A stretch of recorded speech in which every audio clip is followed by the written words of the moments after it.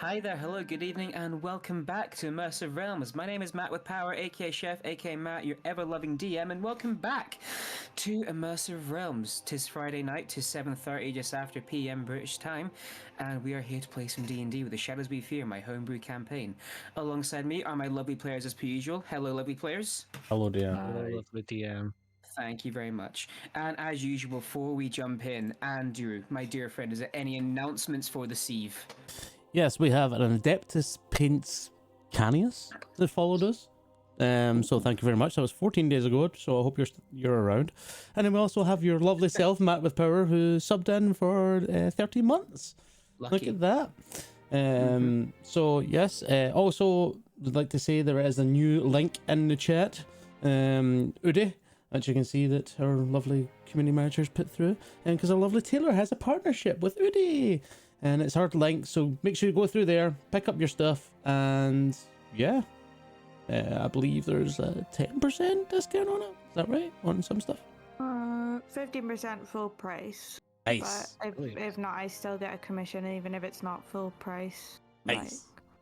So yes, please use that link. It's definitely there. And you know It's what? fucking cold in Scotland, you need it. It's like -7 right now or some shit. I don't even know anymore. I haven't seen the temperature above 1 in ages. So yeah, make sure you get your hoodies. Numbers feel like. But that is all from me. I will chuck it back to you, Mr. Matt. Thank you very much. Oh. Oh, that's gone high, mate. Well, I'll catch that later, alright? Okay. I don't know when that's. Oh, fuck, alright, we'll catch. So if I get knocked out at some point during stream, you know what's happened. So, as per usual, then, let's jump into tonight's episode of The Shadows We Fear. So, last our party left off, they had made their way to a small little town they have not wandered into yet, in order to find an old forgotten friend for Falcoris, Bucky, who has apparently been up to some old tricks, let's say, even though before he said he wouldn't. You met Bucky, as unfortunately he shot a hole through Falcoris himself, and then did do battle with him. Shots were fired, but ultimately Bucky was overcome, with our party's rogue Elleril deciding to slice off his arm to prevent any further actions of this ilk happening again in future. You then took Bucky off to a nearby woodland and lay low for a little bit, and tried to ascertain what to do next with him. It was urgent that you got him away from people and got some answers out of him. It was decided he was too risky to go to Pavmar, so instead you took him outside of it to a small little house, which is guarding one of the best kept secrets in Pavmar, the exit to the tomb of the DeSoto's bloodlines. You took him there, realized beforehand though there was a curse upon him, provided by some boots. You were not able to lift the curse yourself, unfortunately, so this way you had to go seek out aid. You did, and as the curse was lifted, Bucky's legs shattered into pieces. Well, the bones did anyway, unfortunately.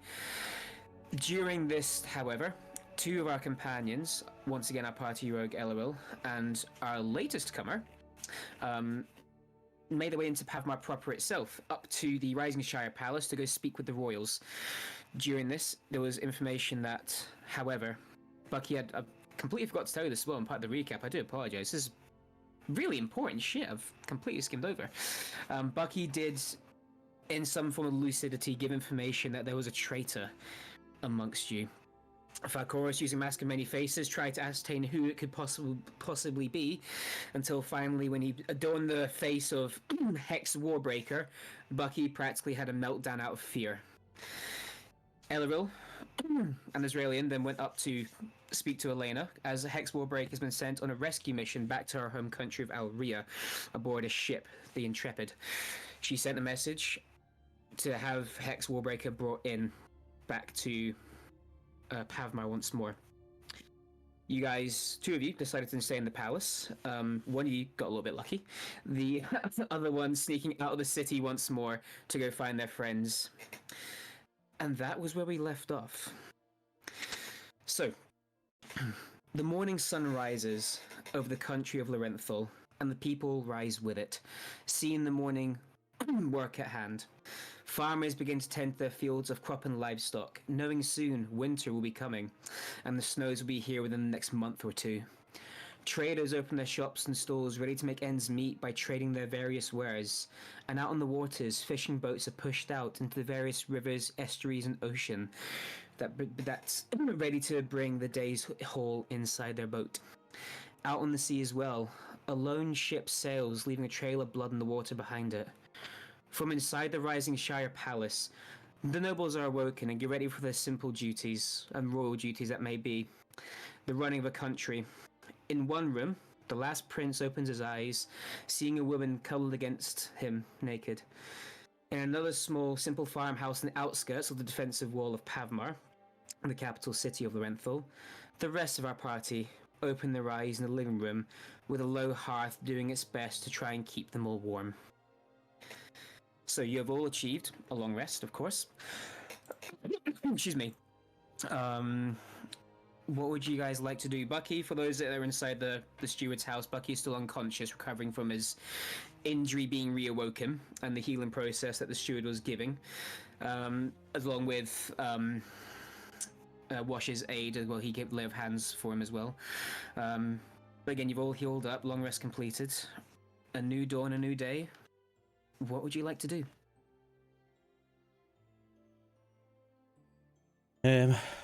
So if you're saying Bucky's woke up, Not yet. He is not even asleep. He's unconscious from the sheer pain Yeah. and exertion his body's gone through.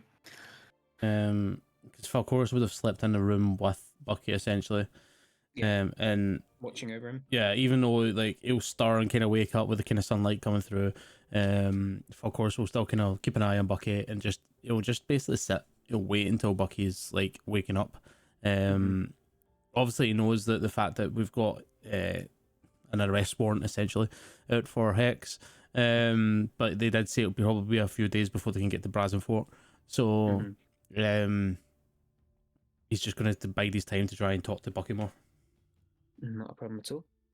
Anybody else up to anything in particular?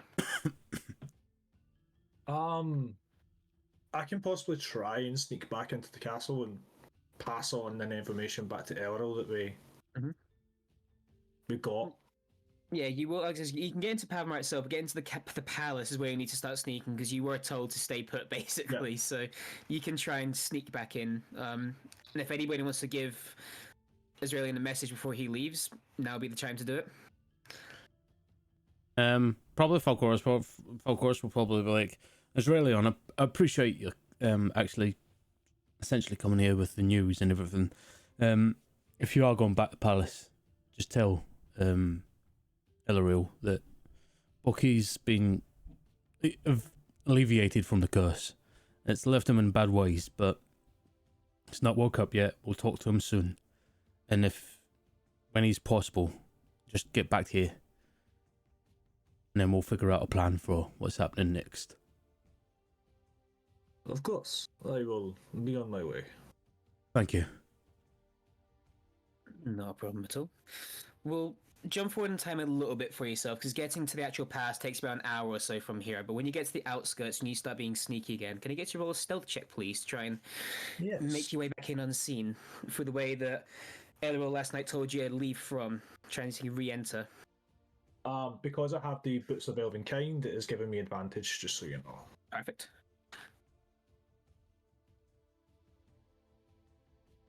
That'll be an 18. 18. Let's see, shall we? Easy enough. There is a one point where you'd almost get caught as you're beginning to scale a wall. You get about halfway up and you see two guards walking your direction in line of sight. You basically pray as you sort of put yourself flat against the wall and just hold your breath as much as you can. They do pass underneath you, seemingly not noticing your presence. You begin to then resume your scaling up, sneaking through the window that you were highlighted to last night, and make your way back into your own designated chamber, as if you were here the whole night through.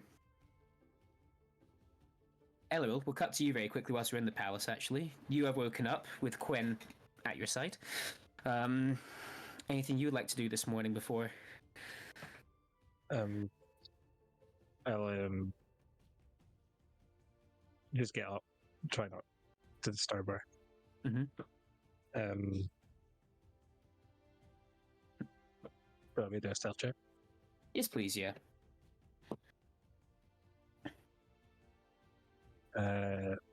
29. 29. She stirs a little bit, but ultimately she remains asleep. It's more the case you see stirring because she's leaning against you, sort of thing. That when you move away, you know, her body realizes that you're not there, but she stays sleeping. I'll leave a note. Leave a note. Okay. Yeah. I just What say, I need to get back to work. But I worry that someone in the castle may not be who they seem. Okay. Could you keep an eye out for me? Hugs and kisses, LRL XOX. Love Boo. Oh, he's one of them. Wiki. Good night, kitten. But no, you leave the note against the where it's easy for her to find it amongst, you know, all the other papers that might be around the room. You get dressed and you not sneak out your own dorm per se, but you know, close the door quietly behind you, sort of thing. I also want to stealth back to my room. Oh, you're in her room. Sorry, of course. Yeah. Yep. Make a stealth check, please. Okay, that's 30-20. As with a natural 20, as you're sneaking back to your room, you can see that someone is doing something very similar. As you're sneaking out of Quinn's room trying to get back to yours, you see Lily sneaking out of your sister's room. You both sort of lock eyes. There's both a look of, fuck, we've been caught. And Lily just goes, No. she gives you a nod and a wink and then walks with slightly red cheeks away. She knows that you know, but you know, it's the whole thing being caught still. Yeah. Okay. But you then make your way to your own room unimpeded by that. I'll kind of just get myself ready and then Mm-hmm. wait for everyone else. I'll wait for Not a problem at all. words. During Before this time, sorry. Yeah, sorry, just before I get ready to head out and see everyone. Fantastic. Now, during this time, like I say, before all this happens, maybe been about an hour and a half since your new companion left you the little house you find yourselves in, leaving just Wash, Lavender, and Falcoris behind. And it's after this, like, an hour and a half or so, that Falcoris, you being in the room, notice Bucky beginning to stir a little bit. The steward, he's been coming back and forth, you know, for the three of you, he's been giving you tea, a light breakfast, not the biggest thing in the world, but, you know, he wasn't expecting guests. He's trying to do the best he can, but tea is aplenty. And as he also witnesses Bucky's story, he begins to, like, stand over his head, and he's holding his hands out to the side of his head, not touching them, but making sure that Bucky is... He's seemingly doing something magical or clericy, something along those lines, as Bucky begins to stir until finally Bucky wakes up. Not screaming like he did last time, but as if you would wake up yourself from a sleep or slumber. Of course, we'll give it a minute, and then the book, Bucky's book. Excuse me. Of course, I presume he has it now. We'll go over to Bucky and sit next to him, like pull a chair up next to him. Yeah. And just be Bucky's... Sorry. There you go. No, as you're sort of putting the chair up and you hold the book, Bucky's taking that time to come to. You can see he's a bit groggy. He's confused. He doesn't... I know Bucky's not the most sound of mind person anyway, but he seems more confused than usual as to he doesn't know where he is. Something isn't right, but he can feel it, you know. But he's not lashing out. He is just... You can see in his eyes he's trying to piece together some puzzles that maybe he hasn't got all the information on just yet. And he looks over and he sees you, and a half smile weakly crosses one half of his mouth. And I'll hand him over his trusted book, essentially his journal. As he goes to take the book, he realizes that he's missing an arm, and instead uses his other arm to grab the book and lay it and hold it to his chest. Well, Bucky. I did bad, didn't I? Of course, I made a mess of things, didn't I? A little. Yeah. Hmm. And that's... I'll look at his missing arm, essentially, like, with the spot, and just be like, Yeah. and that's a consequence of it. Didn't mean it. Didn't want to do it. Didn't mean to do it again. I'm sorry, Falcoris. I didn't mean. I didn't want any of this. I know that, Bucky. Your whole life's been that. Your whole life's been a mess that you didn't want, you didn't conjure. Listen, I want you to listen closely. You need to tell us everything that you can remember.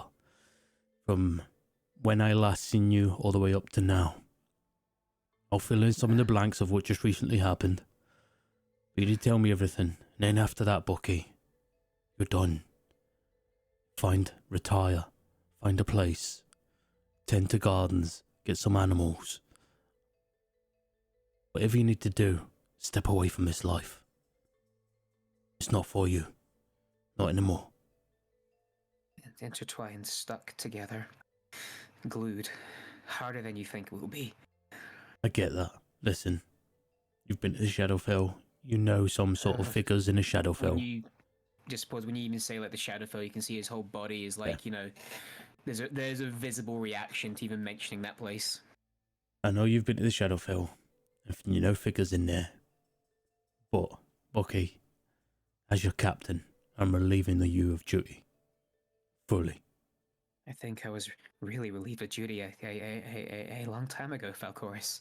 Well, It wasn't official. You didn't just put your signature against it, but you and I, I left. I know. I was God. I was rogue. I was dangerous. I know. But now, I've not been part of the Mirage unit for a long time. Bucky, I need you to stand down now. If I could, I would, Falcoris. And unfortunately, Bucky, I'm probably going to have to do something extreme to keep everybody safe. I'll have to put you in a cell. Constantly guarded until this is all over. And you're intertwined is no longer intertwined. I'm out there to unravel it all. I'm out there to stop it. And unfortunately, Bucky, you've become a problem.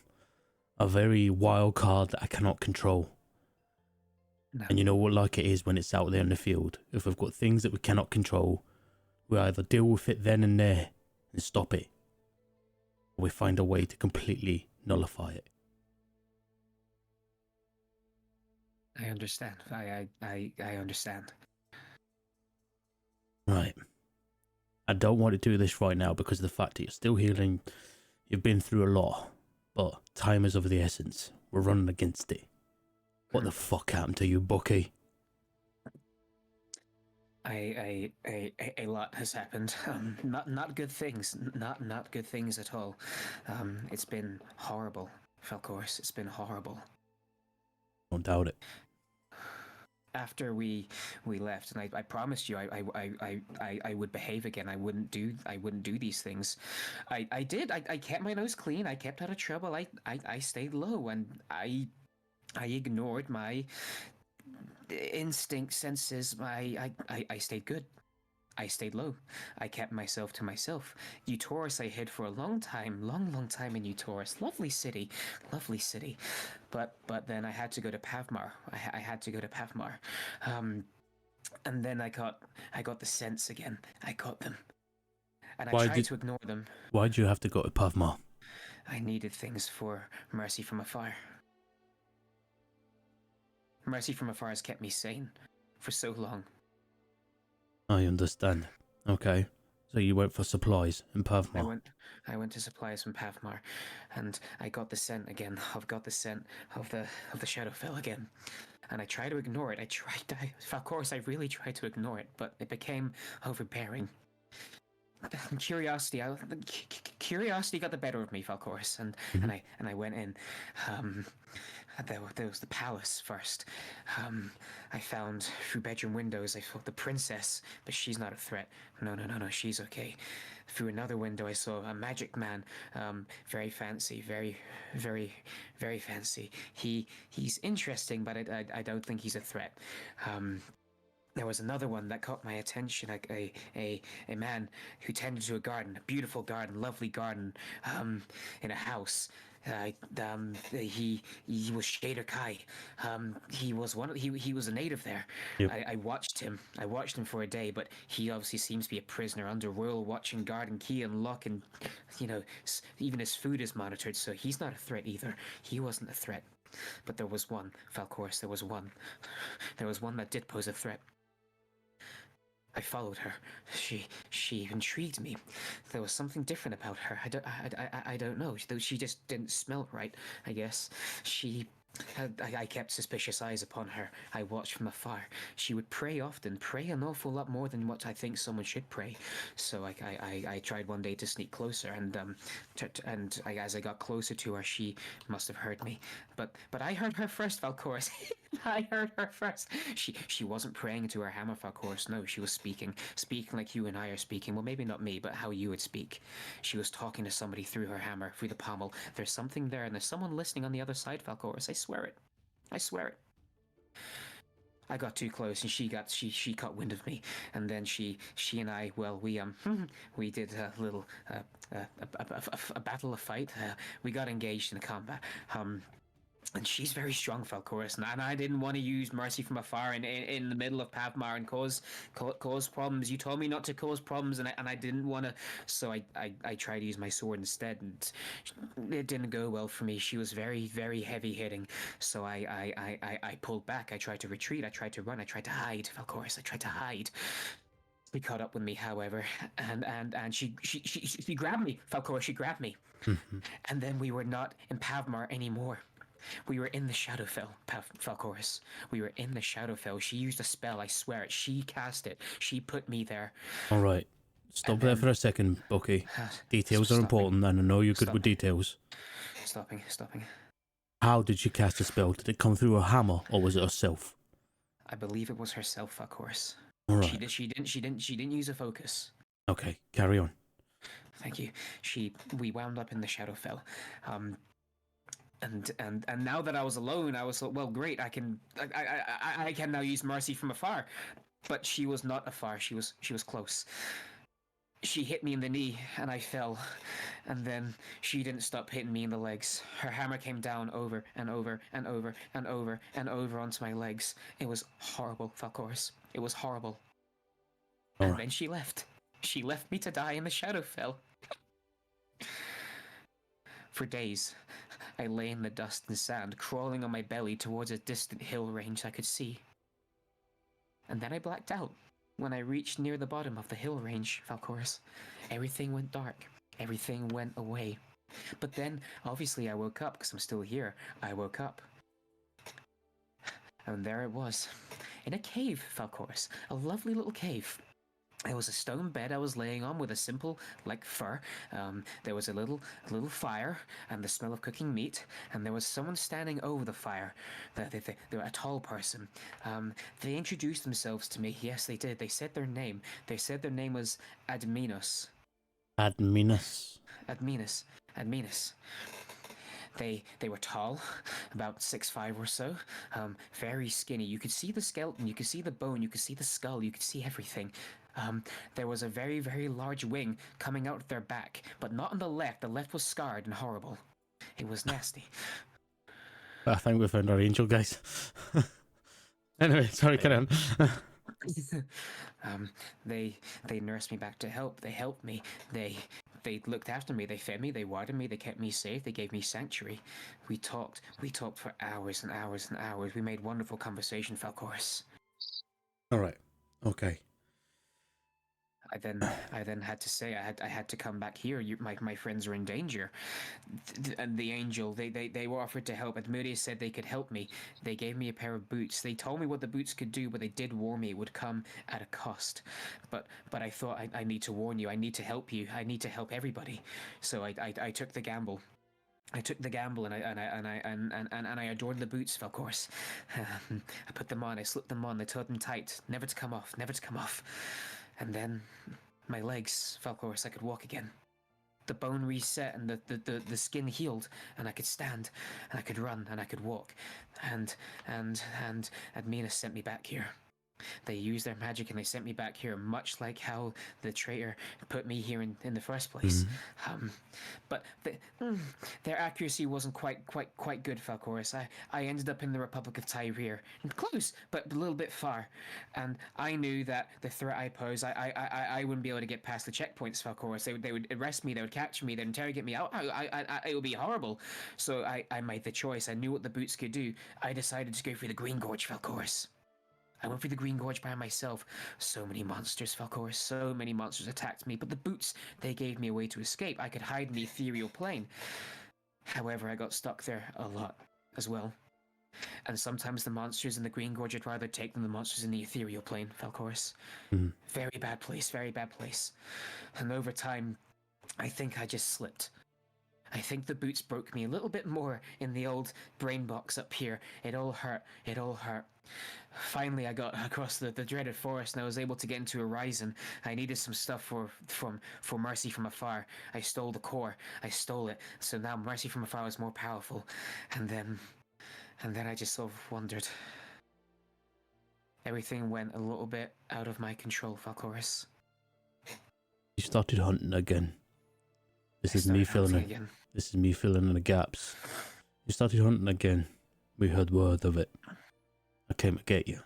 You shot me, and I'll show him the wind. I apologize. I'm very, very sorry, and I hope I didn't shoot any of your other friends as well, and if I did, I'm sorry again. Okay, you killed innocent people.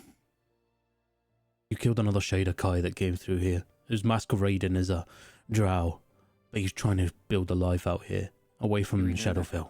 Do we know that? Do we know that? Do we know that?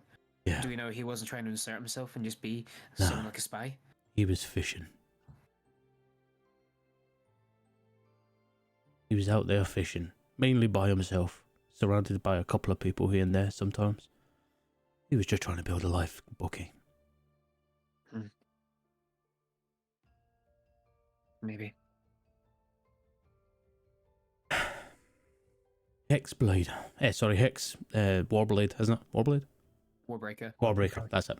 Hex. Bloody too many Warlock Hexblade fucking nonsense.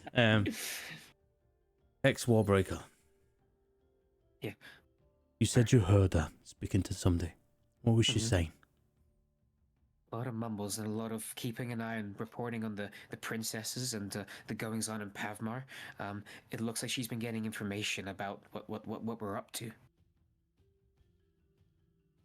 That's quite damning, because as far as I know, the hex that we picked up has never been at the Shadowfell.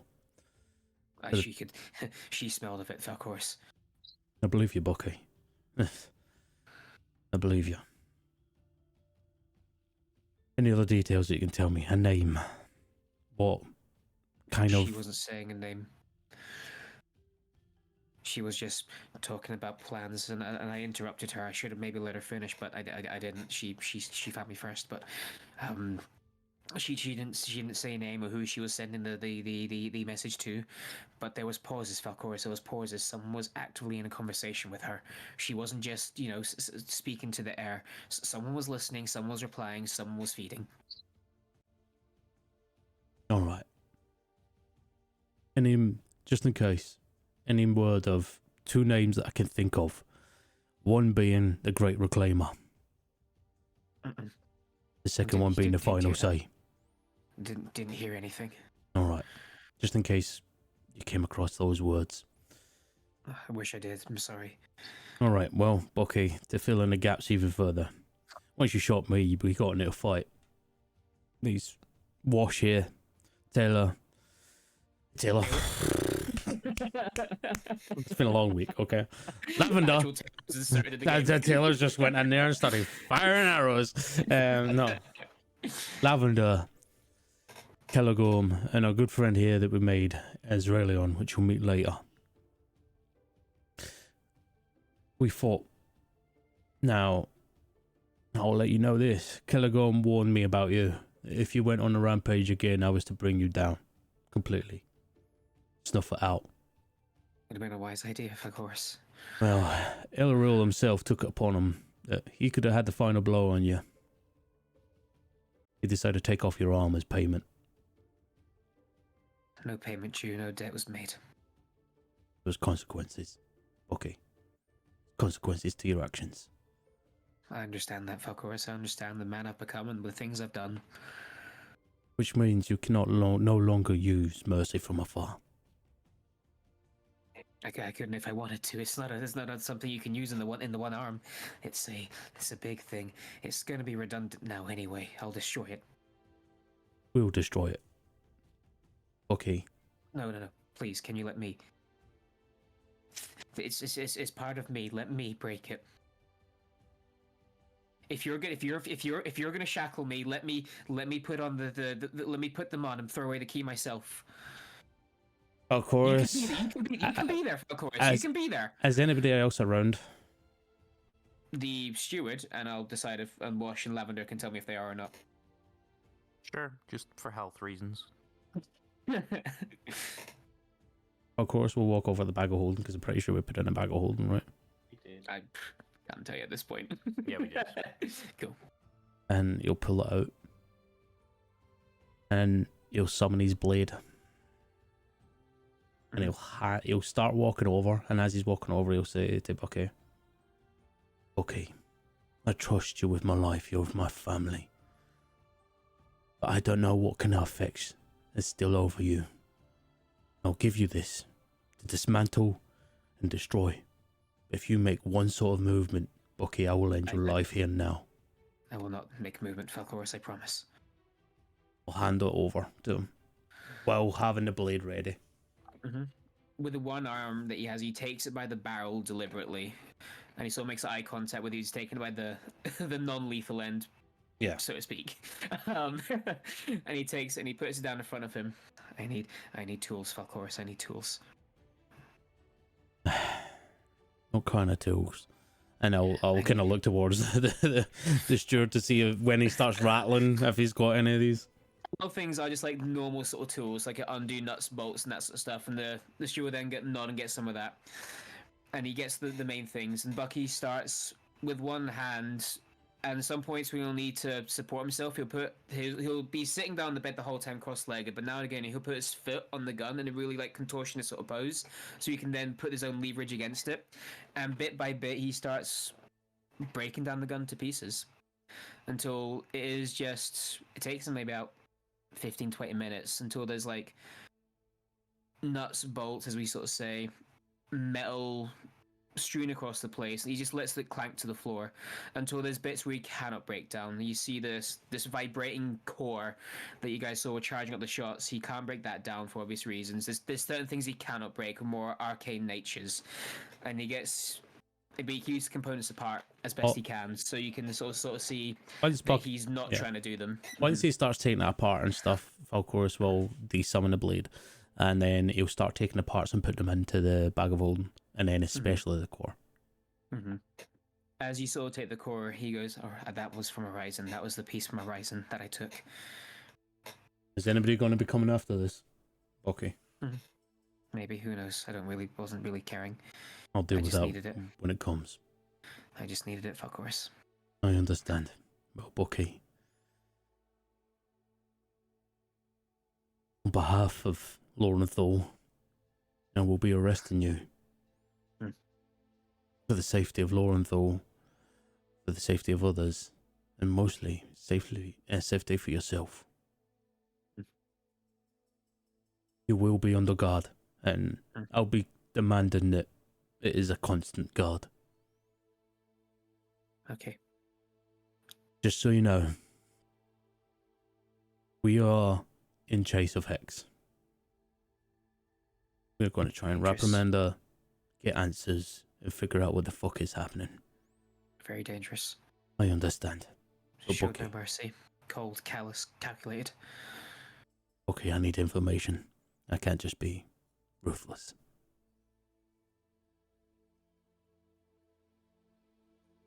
Maybe that's where we went wrong all this time, Falcoris. Maybe. Maybe we need that firmer hand of ruthlessness to come in. Maybe we needed someone who was happy to pull the trigger. But that's fine. I understand it, and I'm sorry. I wish it was that simple, Bucky. I really do. When you have a mindset like mine, everything's that simple. Listen, Bucky, if you get another drill in your box, you're going to be done. It's been done for a long, long time, Falcoris. Well, you're still doing all right just now. I say all right. Do me a favour. When you're in the cell, I know you're going to be constantly thinking about things. I don't want you to think about the past anymore. I don't want you to think about what's happened, about sense. I want you to get that out of your mind. It's going to take a while. You're going to smell a lot of it. But think of the future ahead. Think about what you can build for yourself. Nobody else. Let me take the burden of saving everybody here. Let me take the burden of protecting this fucking land and this realm. I'll take that burden on my shoulders. I always have. Bucky, it's about time that you started building for yourself. Mirage unit's done. Service is done. Stand down, soldier. It's very hard to look at the future without looking at the past, because without the past, there is no future. No, Bucky. You can look at the future, because the past is the past. It's defined of what you've became now, yes. But you've always got a decision to make what's next. You can completely change the way you live. I could stand down right now, go become one of the farmer helpers again. I could become a fisherman. I could walk away and, I don't know, take up something crazy. Go skiing down fucking the mountains. Something you wouldn't expect me to do. But I can make that choice and do it.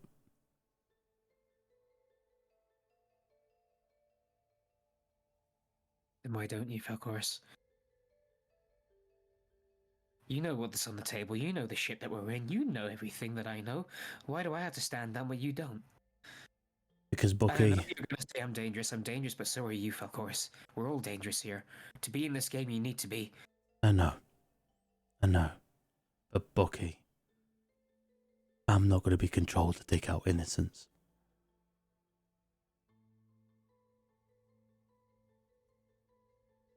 You've done it twice now.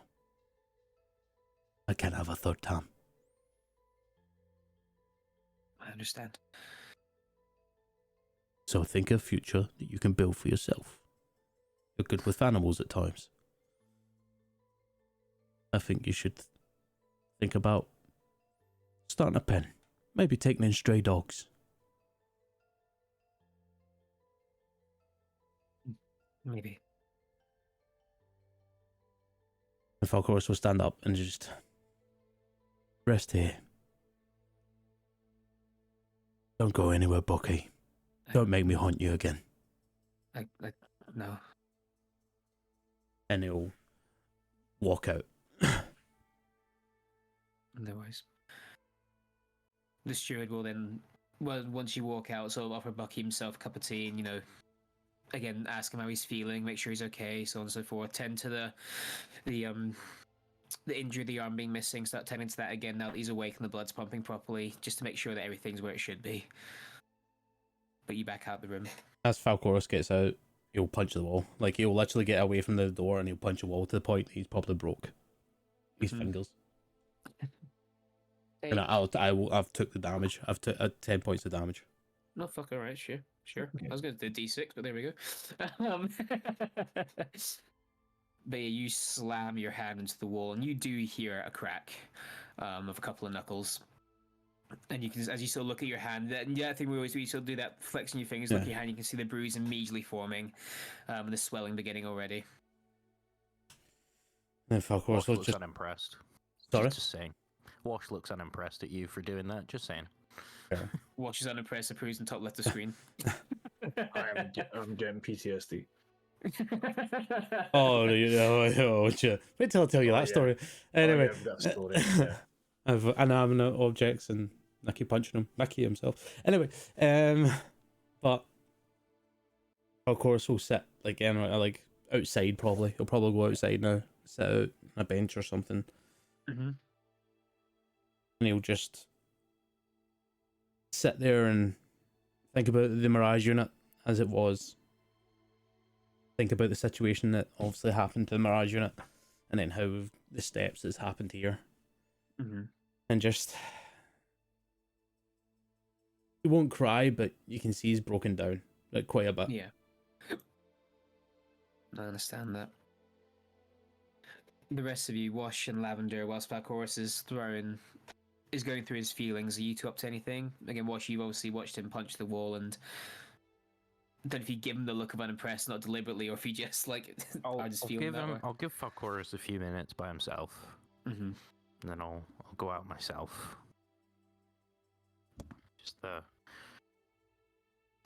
I'll just gently like sort of tap him on the shoulder, and I'll just point to his knuckles.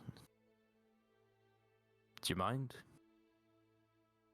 No, this one's staying with me. I'll give it time to heal itself. You did it on your sword arm. You're no yet use if you've broken your sword arm. No, I can still hold my sword and wield it. Trust me, I've been through a lot more. And I'll summon a sword and I'll still do the flourishes. And sure, he probably wins it a few times, like, but he can still hold his sword and use it. I'm so unimpressed. You know, people refusing medical treatment are generally the most annoying kinds of people. Look, you want to leave the damage? Sure, fine. At the very least, did you mind me just allowing the bones to not be fucking free? Just have a couple of fractures left over? All right. And he'll hold out his hand. Okay, I'll heal him for 7 heal points, then. So it's fused, but still damage, Yeah. yes.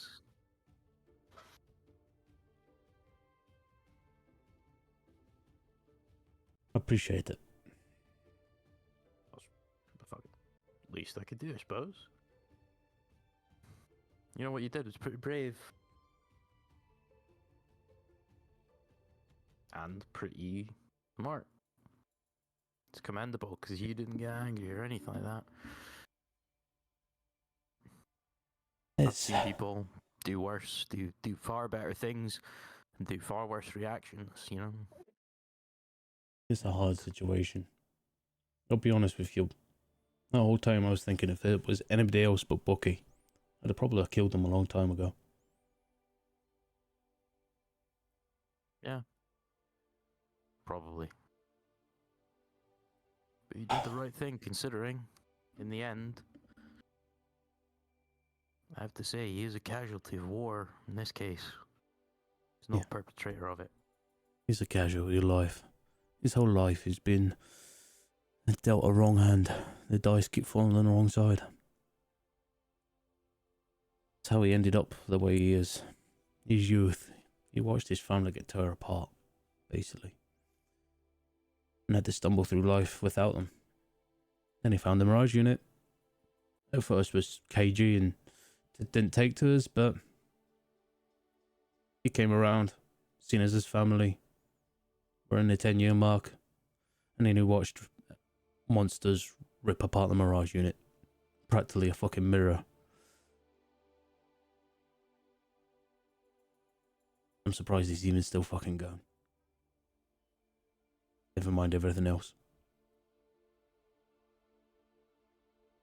I think you'd be surprised at the spirit. Takes a lot to break people, even if he is already broken. Takes a lot to break people, especially when they got people like you around, who, you know, stick by him, watch out for him. That's right. I think if his whole family was gone, he'd probably be lost, and that would be it. But nope. You're probably right to send him away, though, or lock him up. Either way. I think it's the only thing we can do. I think locking him up is the only wise thing. If we let him free, he'll still get involved. No matter if he said he was going to live a good life, he'll crack again somehow. At least under watch. It'll be a lot harder for him to leave without everybody knowing. Some people would have said it was a mercy to kill him. I, personally, think that at the very least, that if we sort all this out, you know, Shadowfell calms down. Who knows? Maybe he'll eventually stop smelling that. Maybe he will be able to have a good life. One thing I hope for him. I'd love to see him smiling and enjoying life. Well, then you did the right thing. And I'll walk away and leave him. Thank you, as he's walking away.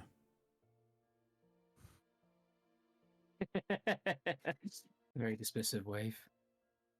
You return back into the humble abode of the steward, and again the fire has now been relit properly, and he is finished tending to Bucky, who's now fallen back asleep again just from sheer exhaustion. And yeah, the day just sort of goes on a little bit unless you guys change anything. Back inside the palace, the two of you, Azraelian and Elleril, probably whilst this whole thing was happening, one by one you get a knock on your door, respectively. And as you open your doors, you can see that it is just a random noble that has been summoned to inform the two of you that your sister, or the princess acting queen, would like to meet you in the throne room at your earliest convenience. Okay. Yep, the same.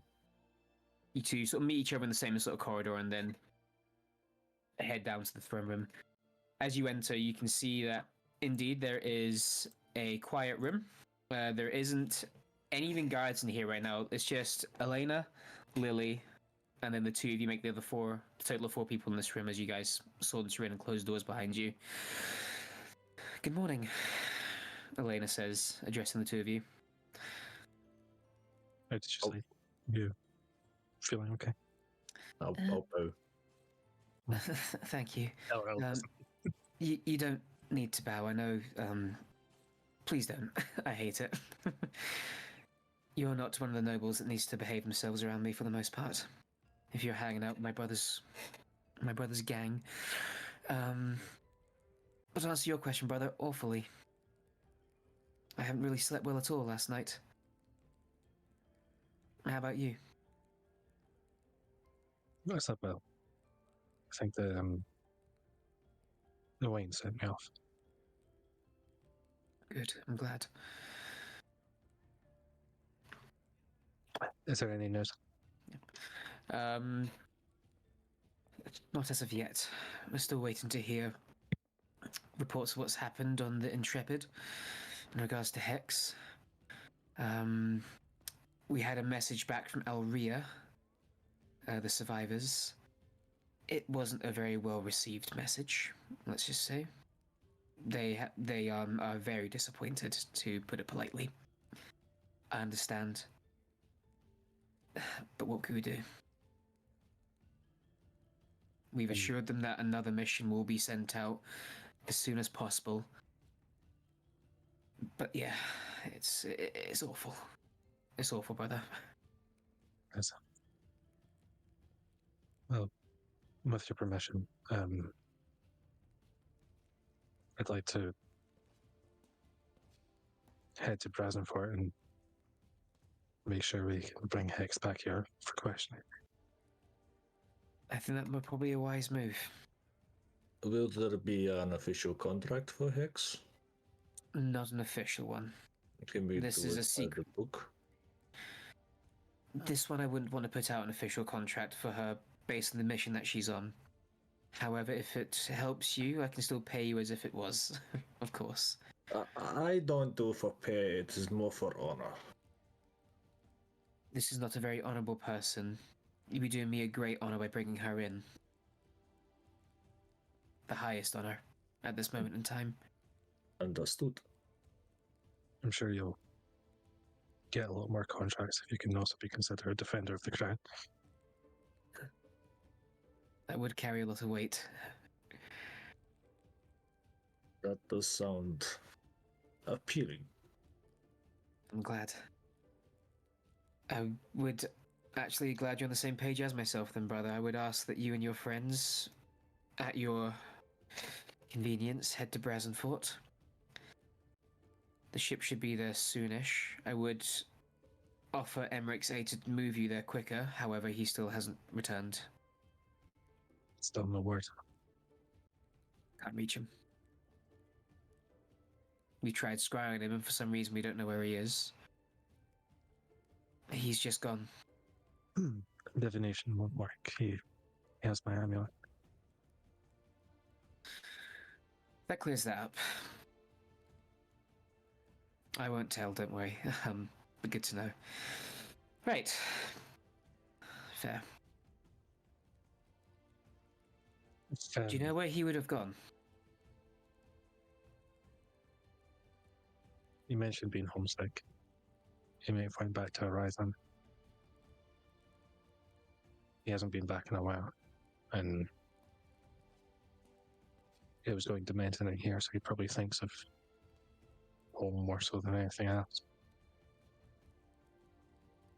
We'll check Horizon. Failing finding him there, I'm sure we'll be able to find something. His place. We've never actually been to his place. He doesn't But- really speak to me much about his past either. You know, he keeps it all very hush. There's his family were well respected, but I don't think he got on very well with his parents. Fair enough. We'll send word and see if we can find him there. Or, as you say, clues to where our missing man has gone.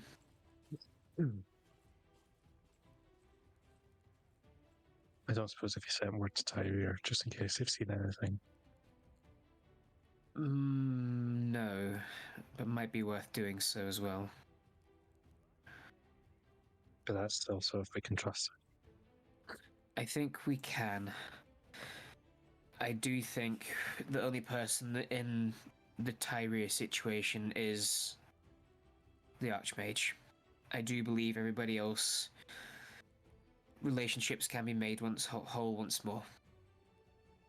This is a major blow with what Elijah has done. However, I will not hold that against the Republic of Tyria as a whole nation. The actions of one man cannot define them and the goodwill they try to create.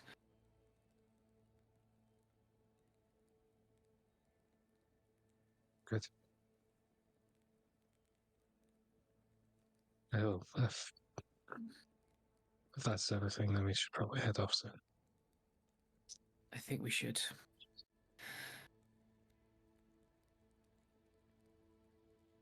And again, if you do need to contact me while we're out there, the Magpie should theoretically be able to find me. Mm-hmm. To arrive here, okay? It arrived here, yes, I do have him in my chambers currently. Lovely little addition. Then you know how to contact me. And sorry again for making him just disappear. I can call him to me, but I can't really call him away from me. Don't apologize. I'm just glad you found your arcane footing. I'm proud of you. Rudimentary, really. Better than what I possess of doing sweet fuck all. I only really the first time I ever went to the Shadowfell, Mm-hmm. left its mark. It's just channeling it. Fair. Well, however you got it, I'm proud of you for doing it. And I do like having the bird around. I've even asked if someone can make a little plinth for him to come and be more comfortable in my chambers whilst he is there, before you rudely snatch him away from me. He'll always come back. I have no So doubt. if he disappears, that means I'm going to contact you. Good. I look forward to hearing your words when he's not there then. Find your there anything else friends. we can do Um, for it? This is the top priority. If there's anything you need to do whilst you're in Brazenfort, by all means, but when the Intrepid comes back, we need to keep this as under wraps as possible. Keep the situation contained. This is, of course, after all, a secret mission. We don't want people to know what's been happening, especially if we have a traitor amongst our midst. If we time this right, we might even be able to get onto the ship before it docks. Hopefully. I'll leave that in your... spreading. I'll need to leave that in your capable hands, but I would ask, if possible, she be brought in alive. I understand if things may happen, but if possible, bring her in alive, please. I'll try my best. And be careful. I rarely am not. Good. Just looked up and saw Wash's face there. Well, you best make haste. Not that I want to not spend time with you, but time's of the essence. I'll see you soon. And Israelian, if you do this, you will be part of the defenders of the throne, and all the perks of it will come your way as well. I don't just do this for coin, I do it for sport. I understand. You do it for what you need to do it. I need you to do it to help keep the country safe. I will do anything for my country and this kingdom. And I'll look to Elra and wink at him and go, my king. I relinquished my throne. Shalion, it's Well, I'm not saying my king out loud, I'll just wink to you as in like to yeah, gesture my king. Well, in that case then, find your party, find your friends, and if you wouldn't mind, make haste to Brazenfort, please. The Intrepid should be within dock soon.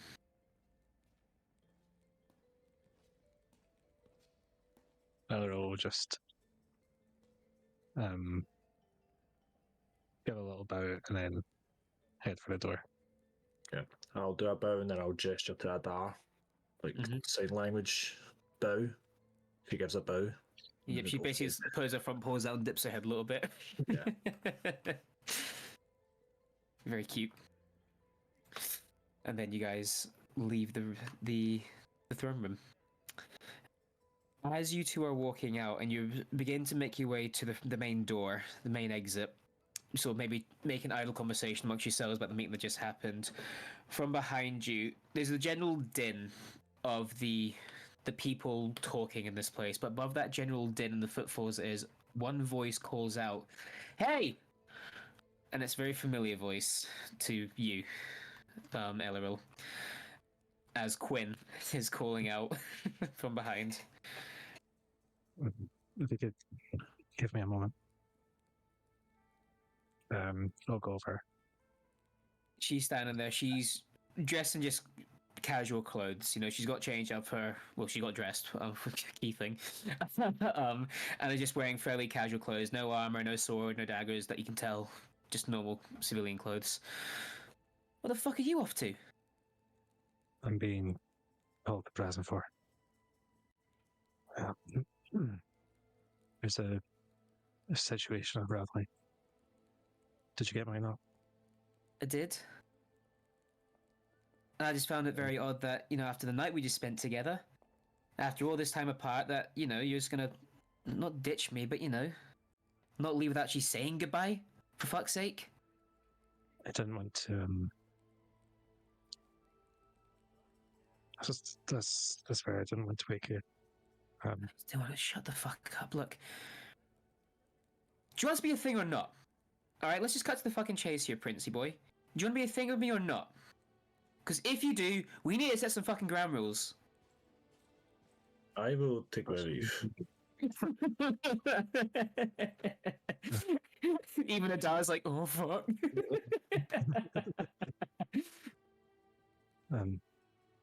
Of course. Right. Okay. Rule number 1 then, communication. It will go both ways, but shitty little note without saying actually words goodbye, not gonna cut it, mister. Alright? That's fair. It's never been my strong suit. Well, make it. I can do that. No secrets between us. If you say you're going on something dangerous, that's fine. If you can't tell me everything, that's fine. But I want to know if you're going out frolicking in fields or if you're going out and potentially getting hurt. That's all I ask. Okay?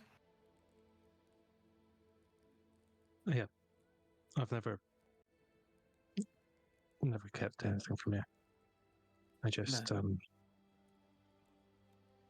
I think everything going forward is probably going to be dangerous. I'm not. And if you ever need someone to help you, you can ask me. I know. I know I'm not high up or, wearing shit tons of armor and, I'm a thief at the end of the day, but if you need me, you can ask me. Alright? Can you keep your ears to the ground? Sure. I feel like someone in these walls isn't who they seem. Care to share who? So I can... I don't know. I just know that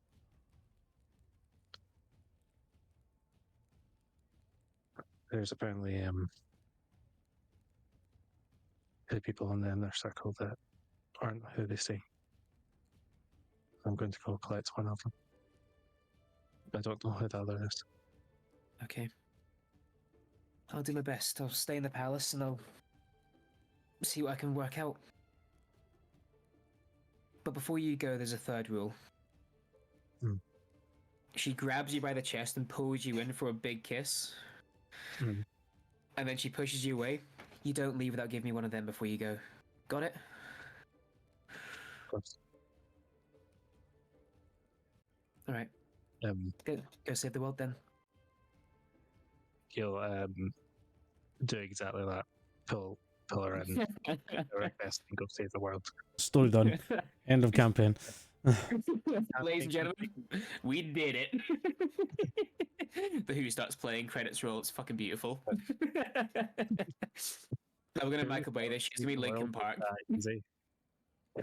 What was it, sorry? Who would have thought saving the world was that easy? Directed by Michael Bay. So, you pull her back in for a kiss, return it, and then as you leave, she sort of gives you a little smile, brushes their hair behind her ear, and she then turns around. And just so you can see a couple the nobles are looking at, quite staring at her, and she goes, "What?" Does that tries not score up to them per se, but they back down when she does that and leave her and stop staring. You return to Azraelian, who's standing away, maybe with red in the cheeks, what the fuck was that? Yeah. As we leave the palace steps, I give one of those Willy Wonka click my heels together. So jump up, snap the heels. Yeah. Yahoo! Achieve get girlfriend appears on top left of the screen. Hell yeah. Another responsibility. Another person I can hurt you with.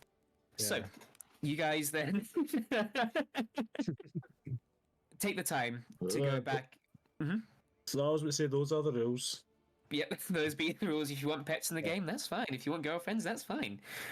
Just know that I'm a bastard. But the two of you, I'm guessing you guys are just going straight towards the rest of your party, the Twilight Company in the hut, yeah? Yeah, and I'll be giving them information about how Bucky has now been relieved of the curse and he's recovering from what I last heard and that. Mm-hmm. Also, the boots with the curse that's on the boots. Yeah. In order to remove the curse, they would destroy the boots anyway. They would, yeah. They basically make them boots. Any magical properties would just be wiped out. They would just become boots at that point, or even just completely destroyed. They wouldn't have their properties again. Yeah. Be fun little project for someone in the future, I'm sure. It seems powerful if you can elude these monsters. At this moment in time, it says the boots will be destroyed if the curse is removed, but you don't know. We might find someone who is magically able to take away the curse and keep the boots for their magical properties. I'm just thinking someone of a stronger willpower than what Bucky is may be able to use these to some benefit. That is also true. No one can have their mind bent if they are not in a fit state of mind. I think I'm pretty sick of seeing the Shadowfell at this point. I have not been. Is it fun?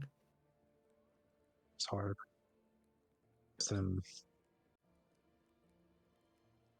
sand and wind that with the sand feels like it's ripping your flesh from the bones.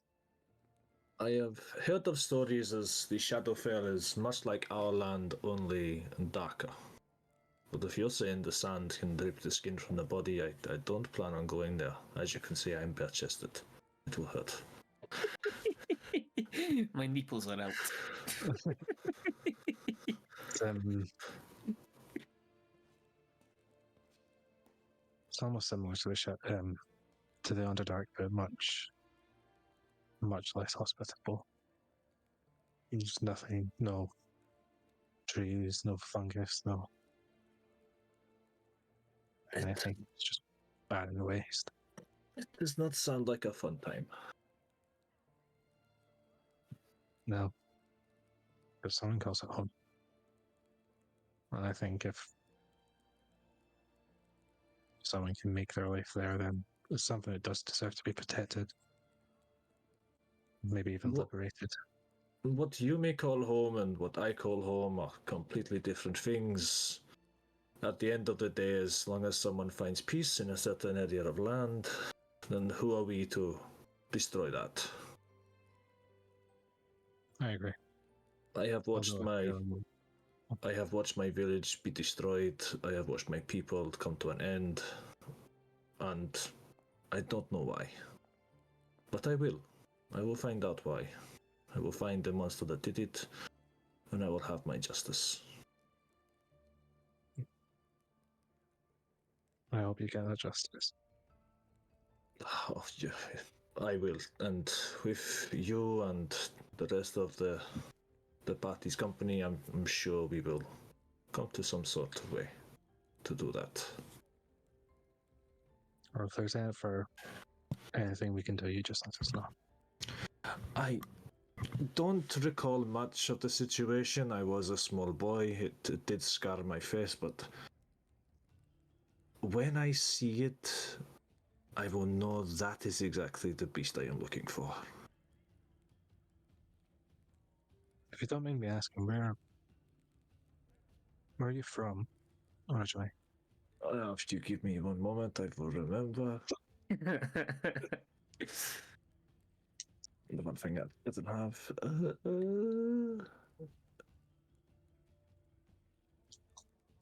Matt, Can I send it to you? yes, you did. I'm just trying to find that. Balo. Yes. Balo. I literally can't find it in the fucking chat. You know, this whole adventure started for me there. What was that? This whole adventure started for me there. What did it? Yeah.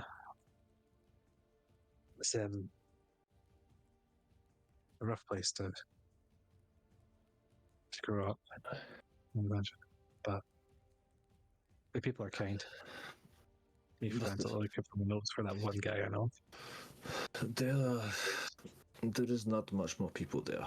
I mean, you know, with it being a swampland, that sort of environment, after the monster struck, a lot of people decided just to get up and leave. They took their chances in the woods. They want to move to bigger settlements. It is a hard place now. It was a good village. But these things happen. Superstitious. Incredibly. Yeah. fears a hag more than anything. A hag's are nothing. You just know how to charm her or strike her down with a sword. That is my approach. This one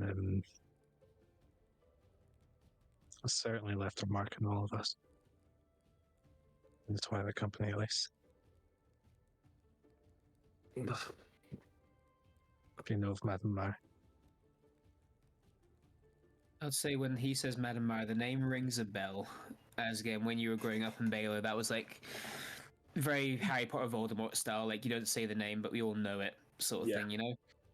Mhm. But as a child, she was more like the boogeyman under your bed, and you didn't really think any more of it. As you grew up, you realized she is real. She is an actual monster, but you never dealt with her past that. You know, stories Yeah. of your parents. Yeah.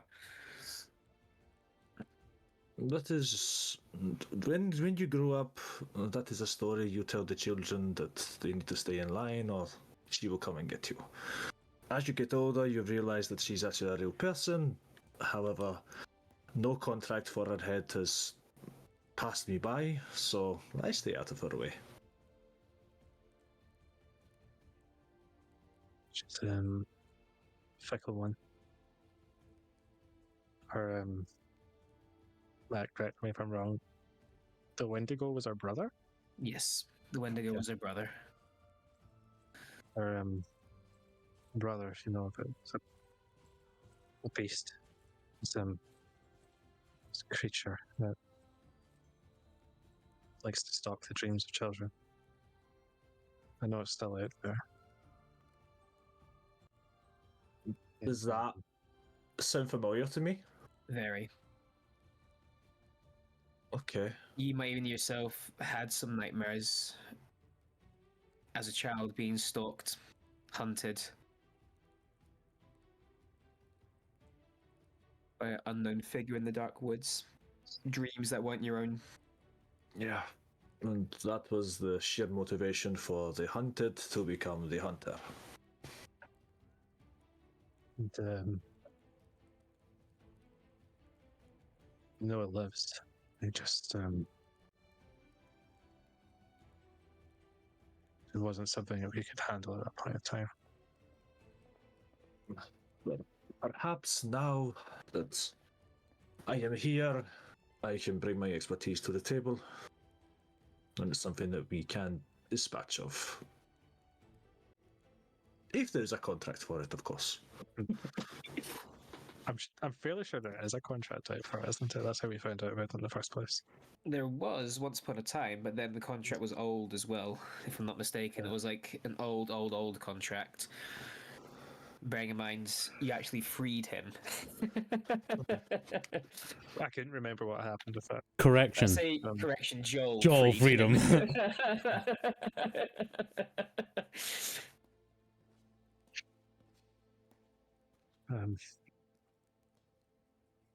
Yeah, we can see if our adventures take us out that way. I know I can't for the life of me remember this guy's name. The apothecary, I can't either, but there's an apothecist there. Yeah. The fireball. He was nice. I haven't been to Balo in quite some time. So the people that are there now may not be the people that were in my village when it was slaughtered. May not be the survivors. But we can take a trip out there at some point. I'm not against visiting my homeland. But first, I think we should find Hex. Yeah. Bring her down. I agree. I think if there's a way to catch her in the water, it's probably the best way to make sure the word doesn't get out about this. Adar will not swim. Or Adar. My poor kitty cat. I'm sure he'll be able to find another way. Yeah, just beeline to everyone else, I suppose, then. Unless you want to do anything else.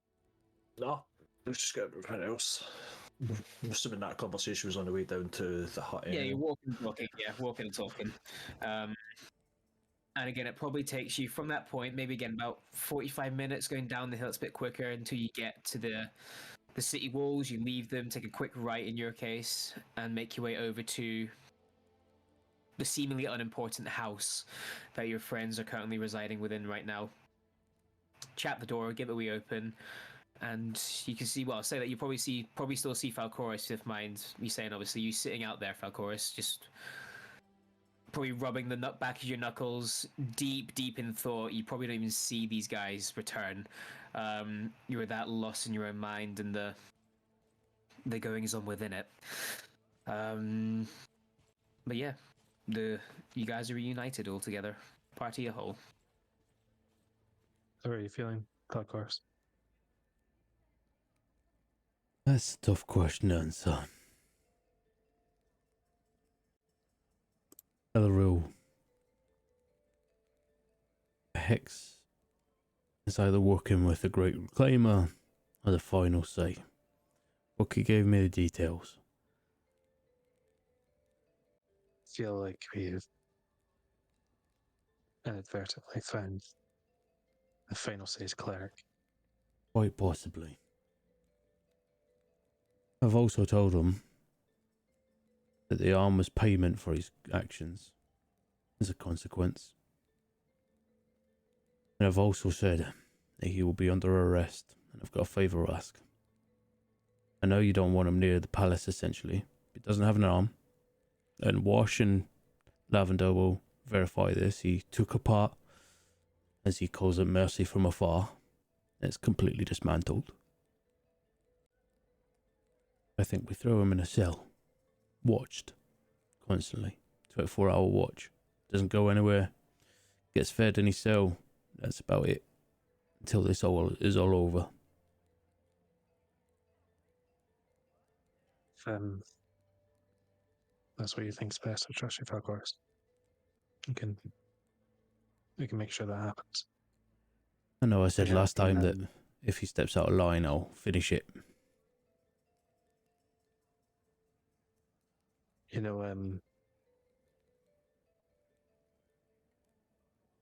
when Wash cast his held person spell on him, I thought of finishing it. And it was actually your drive to see the best in someone that stopped me from doing that. And I think because of you caused me to be my best self in that moment. Even if my punishment could be harsh. If I'm honest, Elro, I was half expecting you to finish it there anyway. And I wouldn't have blamed you. Not a single bit. I'm thankful that you took his arm off. I might actually stop him now. But I appreciate the sentiment. But I think you're putting too much of the credit on me. Honestly, I just don't want to get shot again. I mean, it fucking hurts. That's a large motivation. It hurts, right? Yeah. I'm like, both Yeah. wins. I'd imagine he's probably still got a bandage around the fucking the wind or Yeah, something. definitely. It was only like a couple of days ago. Yeah, you definitely have a bandage around it still.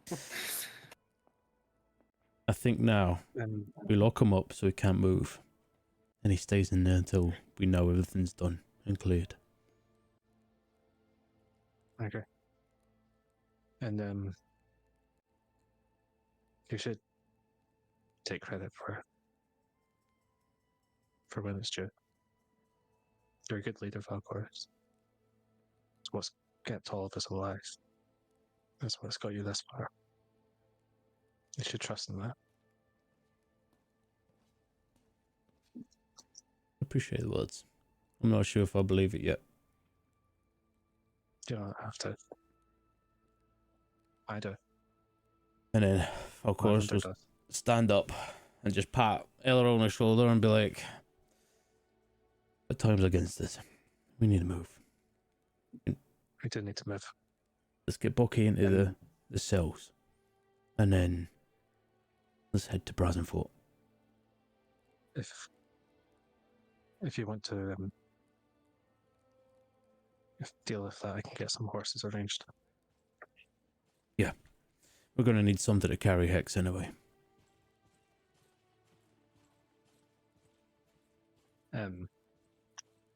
As we kind of make our moves, Matt.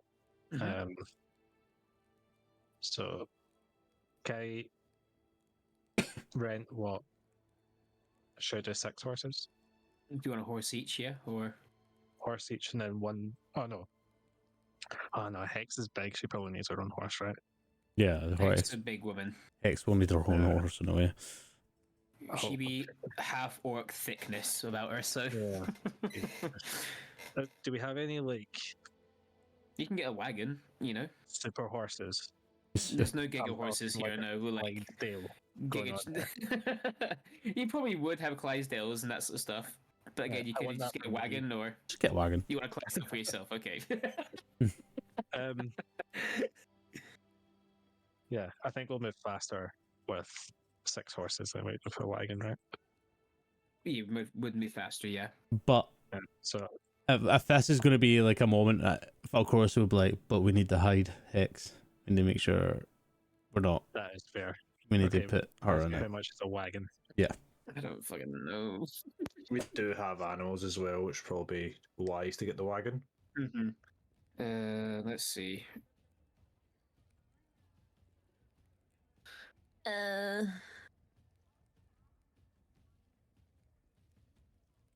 Let's just say for a wagon, with the whole rental system they have out there, for the 6 horses plus a wagon, would put you back 15 gold. Let's just say. But not to like cringe myself here, Okay. but you did say to rent a horse it's 10 gold each. Is it? Alright, fucking hell, then yeah, let's do that. 10 gold each for the horses, 60 gold, plus for a wagon, an additional 15. So Then. Why? 35 total then. Discount for the Defenders of the Throne. No. Okay. So what, 75 total, 10 for each horse, 15 for the wagon. Falcoris will be able to put in I'll 20. cover that. Yeah. Fair enough. He's got spyglass money. What are you talking Yeah, about? I've got He's got spyglass spyglass money. That's true. The ridiculous 750 gold for a fucking spyglass. It's more expensive. They're 1,000. The 20. You got the 25% off sort of thing. 5% because I was selling. But you know, Scam this century. pay your money. You acquire the horses. Falcoris, whilst he's off doing that, what are you doing with Bucky then? Just so we know. I mean, Falcoris, after that full thing, once the other all goes in and that, and we said we were going to be heading off, Falcoris will sit with Bucky and he'll just be like, he'll just basically say, you know, like, I'm putting you in a cell, Bucky. It has to be done.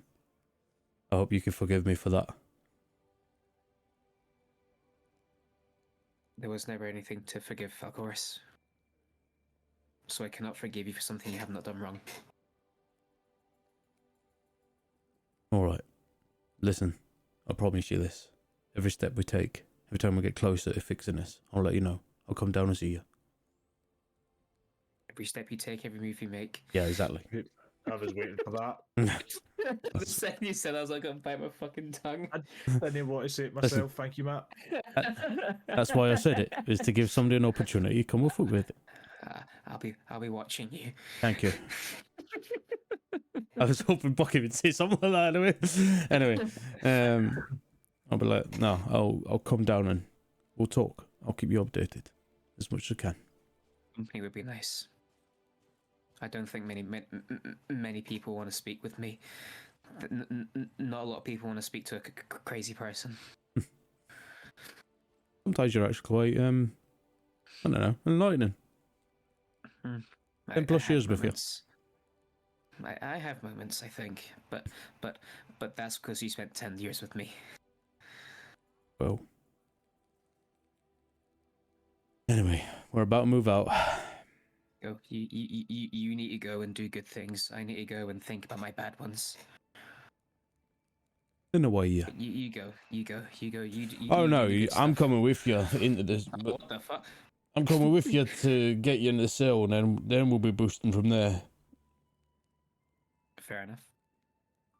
You then escort him back up to the palace. Going to take another hour and a bit, sort of thing. We'll say for the sake of it, you drop him off. Yeah. Basically. I would imagine the other Relevant L talks to authorities- people, gets put in the cell. Yeah, relevant authorities are spoken to. He is isolated and just thrown into the normal dungeons. There's nothing fancy about what he's getting treated as. He's And- going to a regular dungeon right now, And the main thing is there's a watch on him at all times. and that will be implemented. That will be implemented as you request it to be, highlighting the danger this man could possibly pose. Which people, when you sort of say that, don't initially believe you, being this one-armed, seemingly crazy individual, but it is stress, and they will take your warning. And of course, Needs to we'll be make constantly sure watched. he doesn't have anything on him that he can fucking fashion You- lockpicks you- or anything. You patted him down anyway beforehand. He has nothing on him, and he has not swiped anything since you left the house. All right. And then, yep, He then double he'll say back. goodbye. He'll say his goodbyes, and then off to Brazenfort. Mm-hmm. You double back on yourself, making your way back down towards the outskirts of the wall. Excuse me. There you'll see 5 normal horses and 1 Clydesdale lined up with Elro sitting upon the big of the Oh, horses. No, before the Elro even gets on it, he'll be like, "Oh, Elro, I appreciate it," and he'll be like, climbing on the horse. Roll initiative, the two of you. No, What's dead? joking. You know what? Roll these I got 20. What, are we just going straight roll or straight roll. Straight roll 14. I rolled a 3. You're fine. I beat him to the horse, and then after I realised how ridiculously tall off the ground I am, I feel bad for him. I offer it to wash because he probably needs the extra Watching, support. like, what the fuck are you idiots doing? What the fuck? Like a bunch of children calling shotgun. I'm gonna very nicely sort of like offer to Lavender first. Like, ladies first, fucking arseholes. Jesus. I don't need a bigger force to prove anything to anyone, but you know. Christ. Polite. With this big dick energy flying around, Lavender's like, "I need that." I have a I would clear, I take don't a need a big horse. horse. I will take the big horse. Oh, that was a spectrum of reactions there, wasn't it? Jesus Christ. Fucking hell. Anyway, Whilst everyone else is bickering, Australian just sort of takes over to slide on top of the big horse. Yeah, as they're all arguing, I'll just like, oh, leg over. Joke's on Australia, it's actually a Trojan horse. There's just a ton of goblins inside it. How'd you get up there? I fell. It's just 6 gnomes inside. oh no, Discord.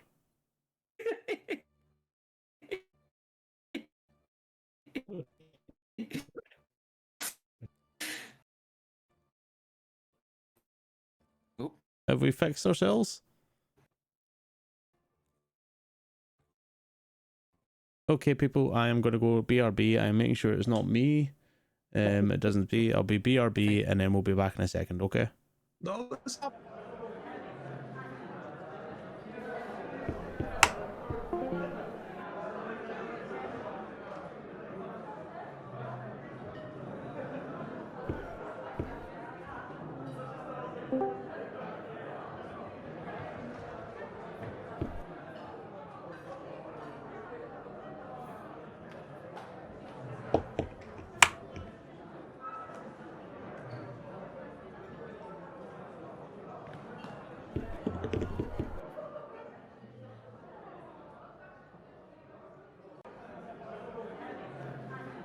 Welcome back, guys. I apologise about that slight little blip in the technical system there.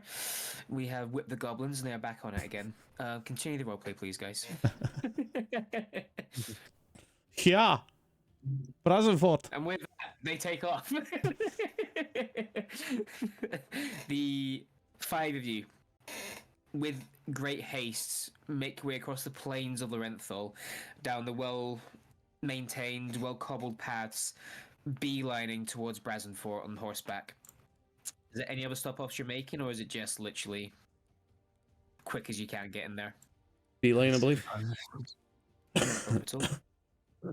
So, with this path here, the quickest path you'll probably take is going from Pavmar to Utoris, then heading straight down south again. This journey will probably take you a day and a half. You need to make an overnight stop at some point, be it if you want to do it in the safety of your Taurus, you can do, or if you want to do it on the road when you're tired, the horses need a rest, and sure. I got a flash of what just came up in the campaign talk. I got the flash I for seen someone that. deleted their message. I seen that. It was just the buffest Clyde's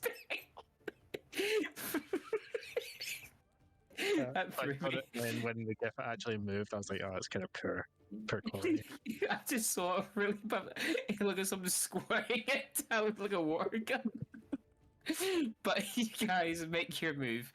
Like I said, there will be an overnight stop, but again, up to you guys how you want to do that, be it in the safety of your Taurus walls or out on the road. Either way, for the sake of brevity on this one, we'll just keep going. You make off, and before you know it, you get to the familiar city of Brazenfort. You can see the large defensive wall that goes out, curving around, going into the ocean itself, with all its various inscriptions of naval architecture and themes that are actually etched into the sandstone itself that make up this wall. You get in, drop off the horses at the stable as you often do for the inn, as you should do. But don't release them back to the stable. You say you need them to get back to Pavmar, so they keep the horses aside for you still. They're not going to get sold away to the next rental. Where are you guys off to? As you make your way here quickly, how are you guys off? What are you doing? Hi guys. Probably straight to the dock. Alcora's on the way to the dock's going to swipe up our lap sack type thing. Would you call me? I'm going to swipe up our lap sack. Okay. Just an empty you bag. Easily just swipe a bag from some woman's washing line. Why not? Pretty much. Yep. And yeah, just head down to the docks. You guys begin to make your way down to the docks. Sorry, on you go. If I was saying to Israel and making an idea of if it's not docked yet, renting a boat and going out to meet it. It means that Hex is contained. Who else is on this boat? Is it just Hex? No, it'll be a full crew of blue. If we meet them in the middle of the ocean, do we need to fight more than just Hex? Or can we just wait for her to dock? It should be just Hex, essentially, that's been arrested and reprimanded. But we don't know the full situation until we get there. Talking of which, actually, Lots of unknowns. is there a military dock? There is a military dock, yes. There is a designated part where your normal trade vessels will come in, and there's a designated dock to the west of the dock that is cordoned off for military vessels only. Of course, we'll start heading towards there. And fish out the old captain's badge that he's not had in a long, long time. You start flashing your badge. And when I get to that, I'll be like, Captain Valcora's Zilran reporting. Duties need to be done here.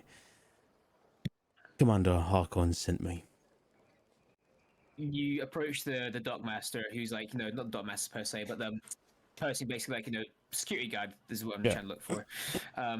The second you flash your badge, you say Commander Harkon, there is no question in his eyes at all. He simply takes your authority as is. Is You're wearing Intrepid the in? logo of the tower. Not yet, sir. No, the Intrepid is scheduled to be coming in soon.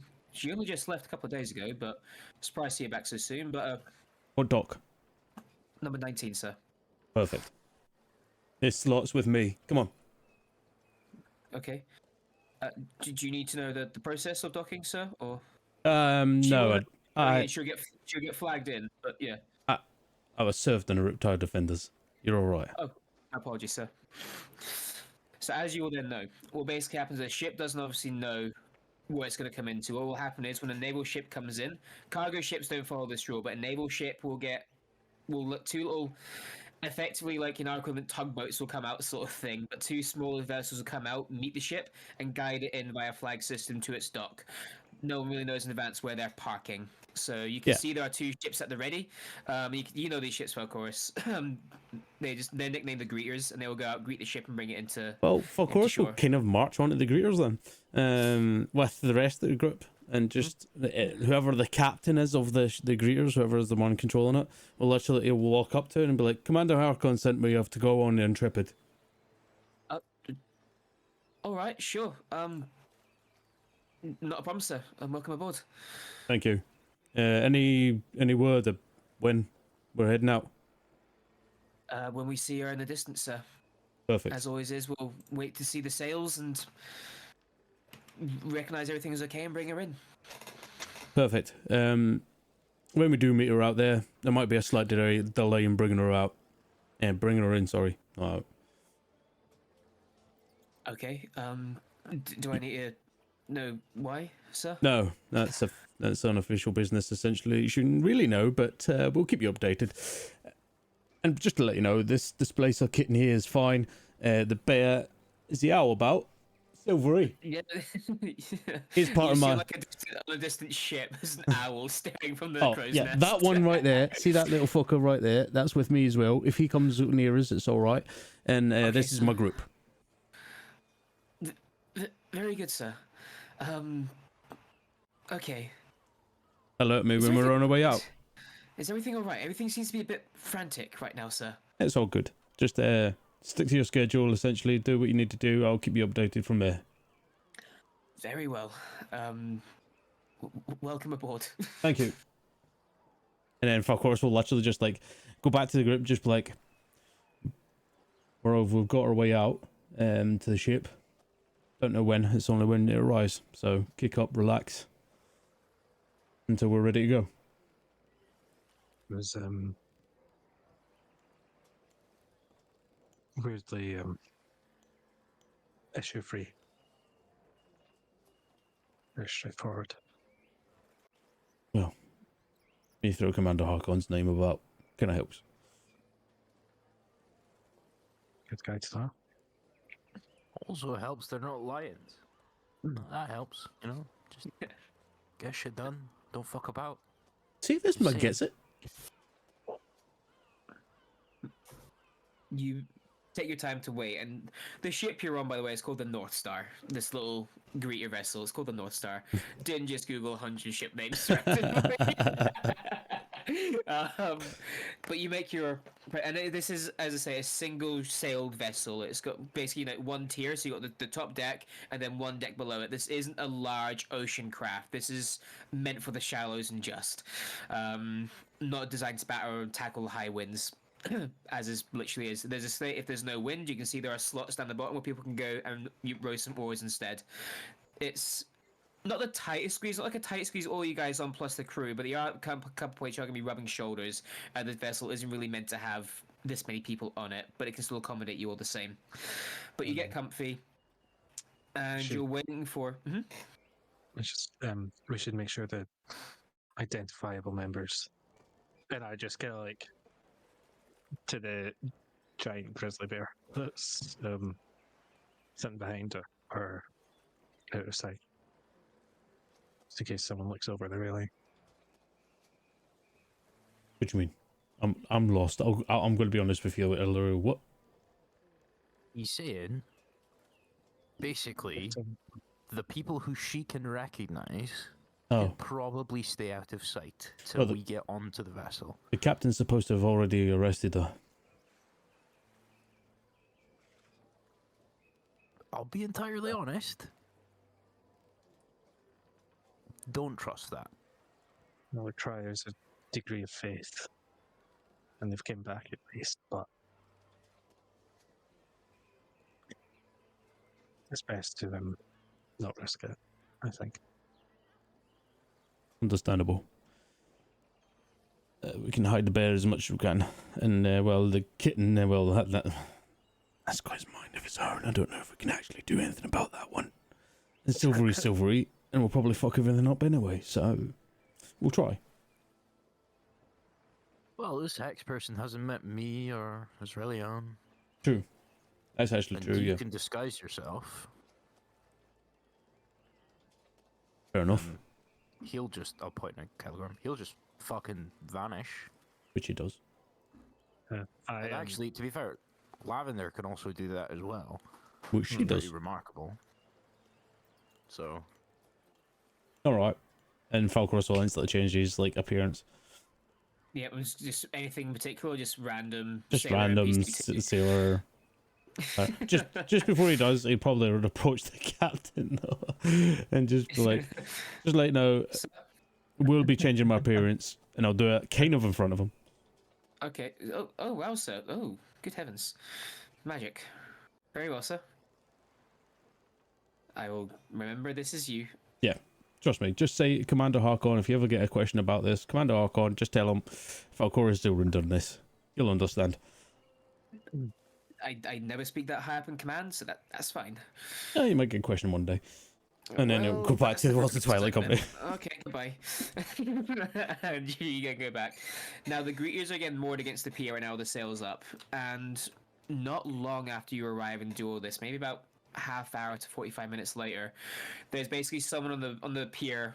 He's in a desolated watch post sort of thing. It's like a little, the pier juts out and there's a small tower at the end made of stone where basically these watches will be atop with spyglasses and various other telescopes at the ready, spotting ships coming in. And as you guys are waiting there, you don't know what this means, but suddenly a purple flag is flown in front of the tower. It's visible. And the two greeters, immediately you can see the sailors rush into action sort of thing and start dropping their own sail. Falcor will help. No worries at all. And within minutes, these ships not being big giant galleons that take ages to get off sort of thing, these things immediately catch the slightest wind, and these two greeters drift out into the water. Excuse me. And as you can sort of see now, you can then see the captain in front of you. He himself pulls out his own spyglass and sort of peers out into the distance, and he sort of locates it, then gives the spyglass to you, Falcoris. Distance there. You'll see her with the big white sails. That's her, the Intrepid. I will be looking at it, and then I will be trying to see if there's any signs of, for example, Hex just walking the top deck or anything like that. Make a perception check, please. That's what I'm good at. That's 26. 26. You don't see any signs of life on the ship. It's a bit far out right now, don't get me wrong. It's just cresting the horizon. The spyglass, you can just see like the very front of the ship crashing through the ocean waves. It has all four sails, so it's going full speed. Okay. All four sails are up. But right now it's probably a bit too far to see anybody anyway. But you don't see any signs of life. But you also don't see any sign of danger. The ship seems to be in one piece. None of the sails seem to be damaged. All four are up, so all masts must be intact. And it's catching a heavy wind. And just essentially wait for us to eventually catch up to the ship. Not a problem. Let's cram it back. That was lovely. You guys begin to sail out. The greeter gets to the two greeters get to a certain point. We're effectively where the harbour wall ends. They go maybe a kilometre outside of that, and then they sort of drop anchor and turn. And the process being, and you would know this, Falcoris, that any ship coming in that's military would sail between the two greeters, and they would then guide them into port. That's what the process would be. But obviously the ship would need to slow down, be appropriate, and everything else in between on that one, you know? There's a process for it. The ins and outs exactly you're not too sure about. And there's a bit of flag waving, communication via flags. Stuff you probably learned way back when, but do you remember it? That's a different matter. You know, it wasn't essential, and it's been a wee while. As the ship gets closer, you can see the Intrepid getting closer and closer and closer. Can you all of you make an insight check for me, please? What's my insight? A 7 from me. 7, fantastic. 15. 15, okay. 19 for Wash. 19 from Wash, brilliant. 12. 12, 10. 10. Only Wash picks this up, actually. As you guys are waiting, and the North Star's dropped anchor, and you're sort of sat there in the water, you can see the captain, his brow's furrowing a little bit as he's staring out through his spyglass at the Intrepid, and he sort of lowers it and he sort of leans over the deck, with again a array of flags. He signals the other ship, the other greeter ship, who then signals something back to him, and he and he looks back out to the distance again. Wash will very quickly just say, the captain's not happy that he's been pulled into port. Something ain't right. What's going on, Captain? All sails are still up. Should have slowed down by now. Oh, fuck. It's all of them. Are they going to collide with the dock? If they don't slow down, then yeah. Can I see where the anchor would be held, essentially? How I would drop anchor? What your ship's anchor? If I were to get onto the Intrepid, how would I drop the anchor? Would I know? Right would I now, it's ask? too far away to be there right now. But if you ask, you'd be directed to get the anchor would be at the very, very front of the ship. I believe the prow is the technical term.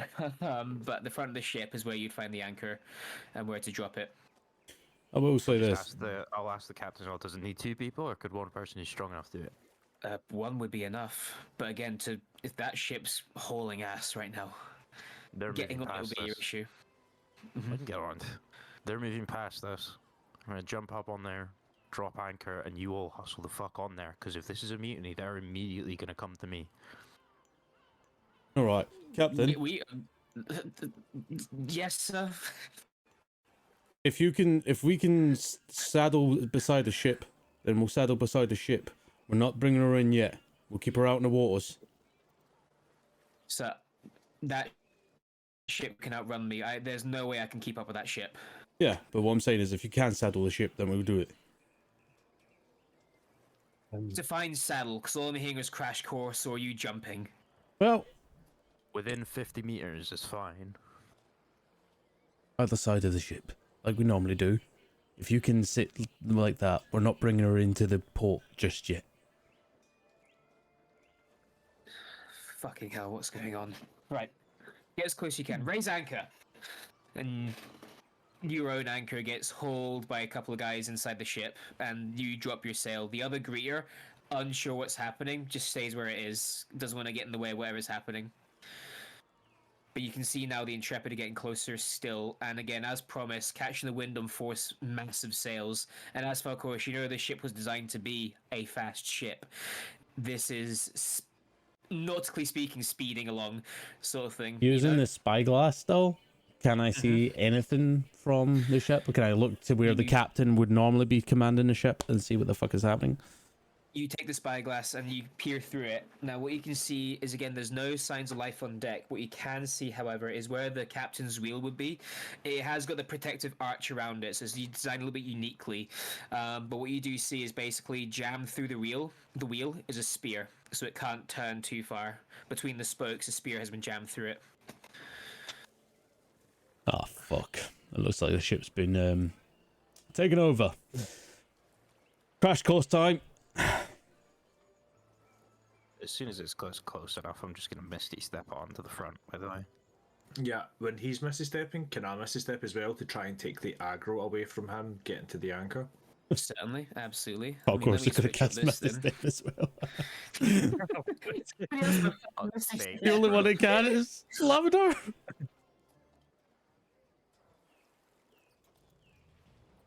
Let's pop on this music instead, then why not? I hate you!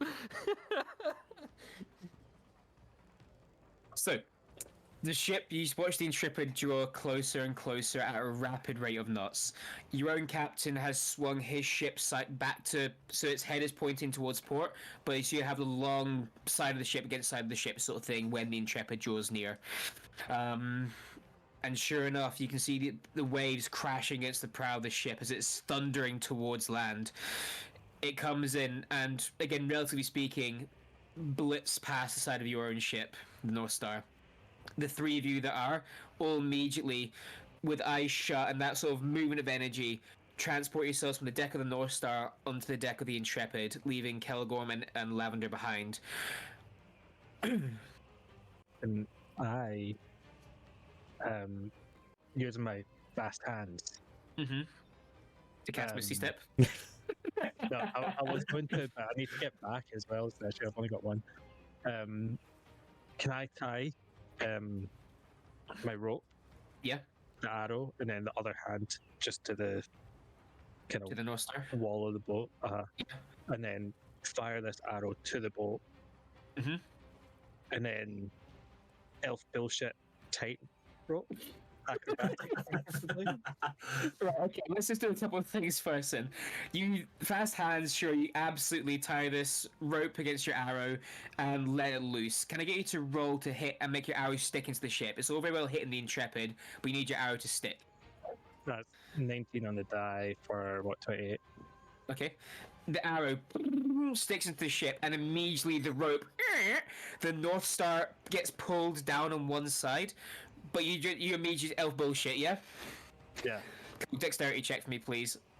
And I Yeah, will I- say this is going to go. If you fail, you're going to go fall between two ships that are going to get smashed into each other. That is Hell. your. So, Acrobatics? sure. Okay. And is this initiative speed? This is just they'll say because speed isn't going to be the biggest thing. I'm going to let you run across it if you make the die. No, I mean, like, I'm treating this as like action, bonus action movement. Oh, your sort of thing. turn effectively. I mean, we're not doing turns, but yeah, this will be you using all your action economies. Yeah. Can I?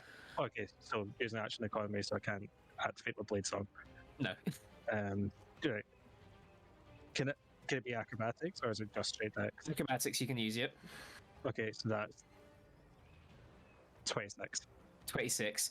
You easily Legolas / elf bullshit run across this tightrope that you've created, and it is it's one of the things getting tight and slack at the same time. And there are a couple of points, even with that high dice roll, the unpredictability of the Intrepid versus the North Star will make it bout points. You do sort of have tumble to one side, but again, catch yourself, throw yourself in balance again, and before probably a sweat on your brow, you grab the rail and just throw yourself over onto the deck of the Intrepid. Right, your turn, Lavender. You can do this. Lavender, do you want to try and elf bullshit your way across this rope?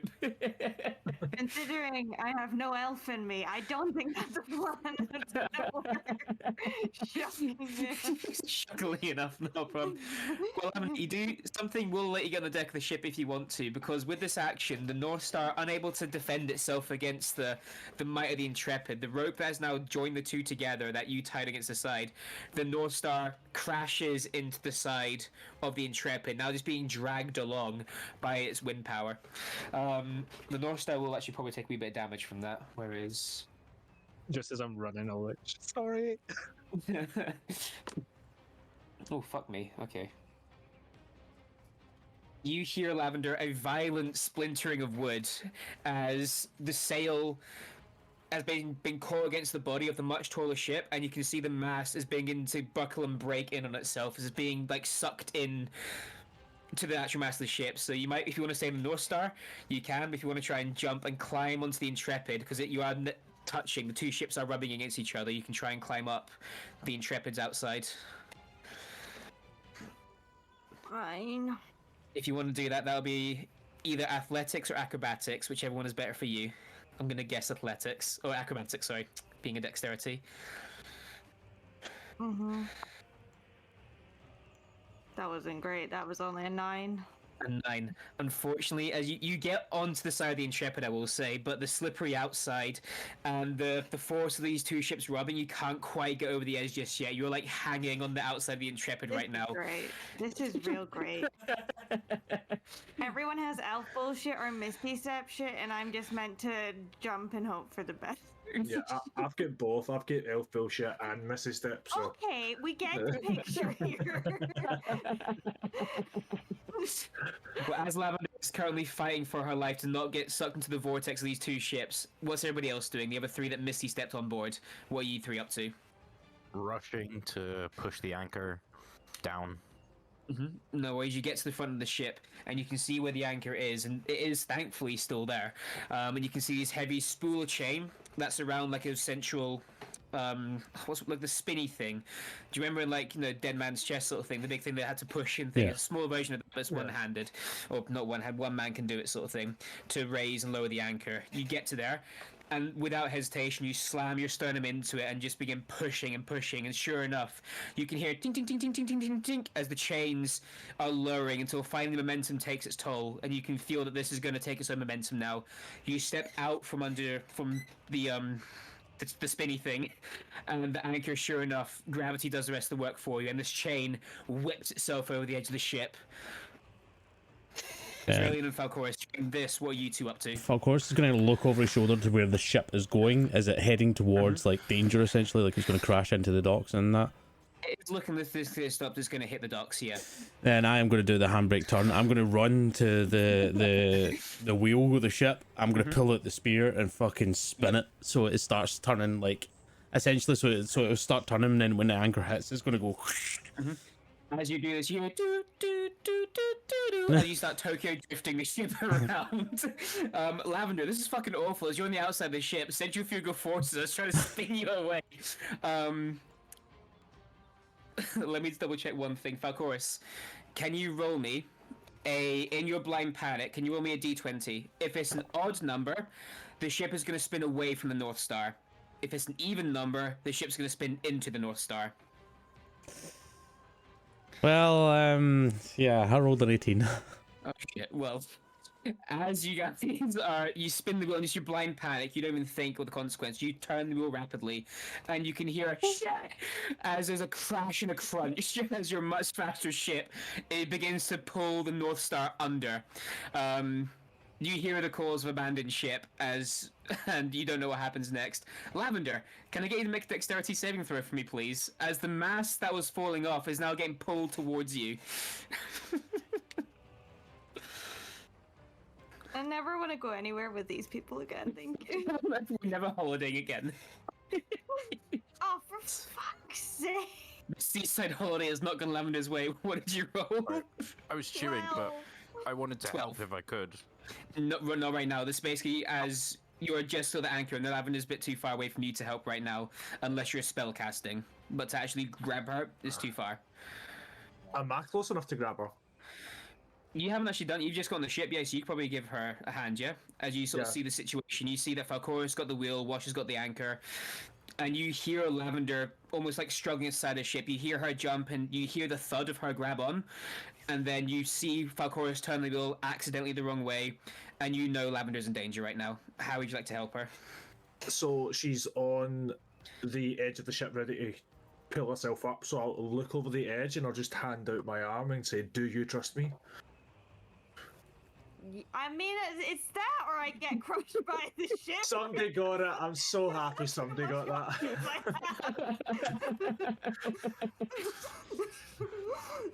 No problem. So you grab Lavender's by the arm quickly and hoist her up. Lavender, I will say with your dexterity check, you can now get advantage. So roll again and make that saving throw again for me, please. Hoping for a higher number.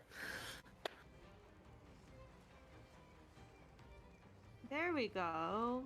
That was a 16. 16, perfect. As Aurelian runs over and offers his hand to you, you realize your foot are too slippery, and you think in this moment you're gonna take a dip.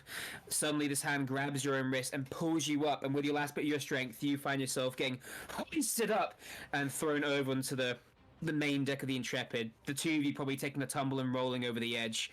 Not over the edge, sorry, but onto the deck of the ship. But yeah, you two are now safe, especially you, Lavender. You are safe now. The other crew of the North Star, maybe not so much, but that's their problem. They're not part of this. They're not main character syndroming. That's fine. When Matt, see when Lavender's unsafe, would you let me just cut the rope? Sure, absolutely. When you see Lavender's unsafe, you go behind you, and again, dagger, still looking forward, just dagger behind you, rope is snapped. The ship is now making an aggressive turn, and again, finally, through the anchor, Wash, since you're probably the one still closest to it, you can feel through the floor the thud, and you can almost hear the thud in your head as the anchor hits the ground.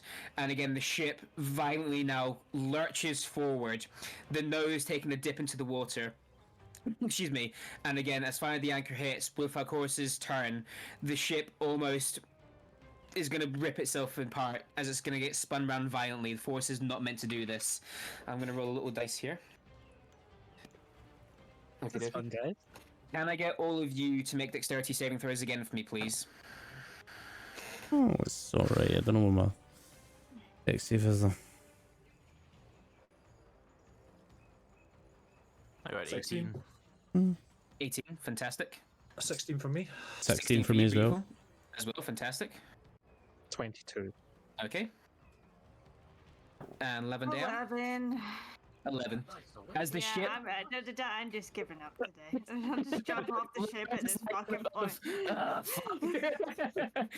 It's nothing too dramatic. As the ship takes its nosedive, and again, as the breakers are suddenly applied, for lack of a better term, you are all lurched forward.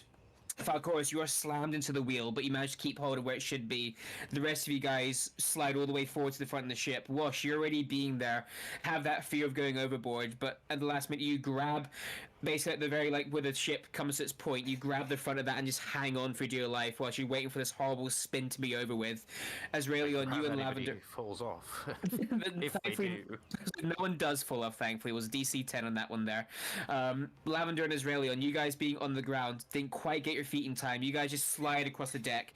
However, you guys are able to grab onto whatever rope or chain you might find on the ground and keep you guys on the deck, more importantly. There is then a heavy sound of like that snap of rope, that classic sound of snapping a rope and breaking of wood.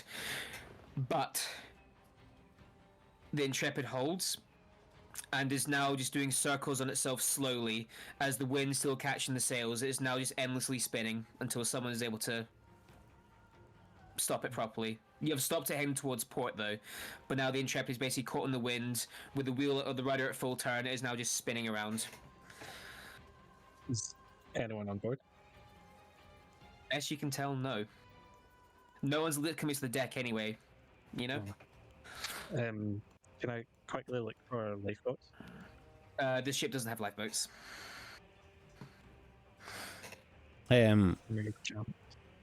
With that, where's the captain's quarters and the obviously the situation we're on? The captain's quarters are directly underneath you, sort of thing, under the wheelhouse, if that makes sense, you know?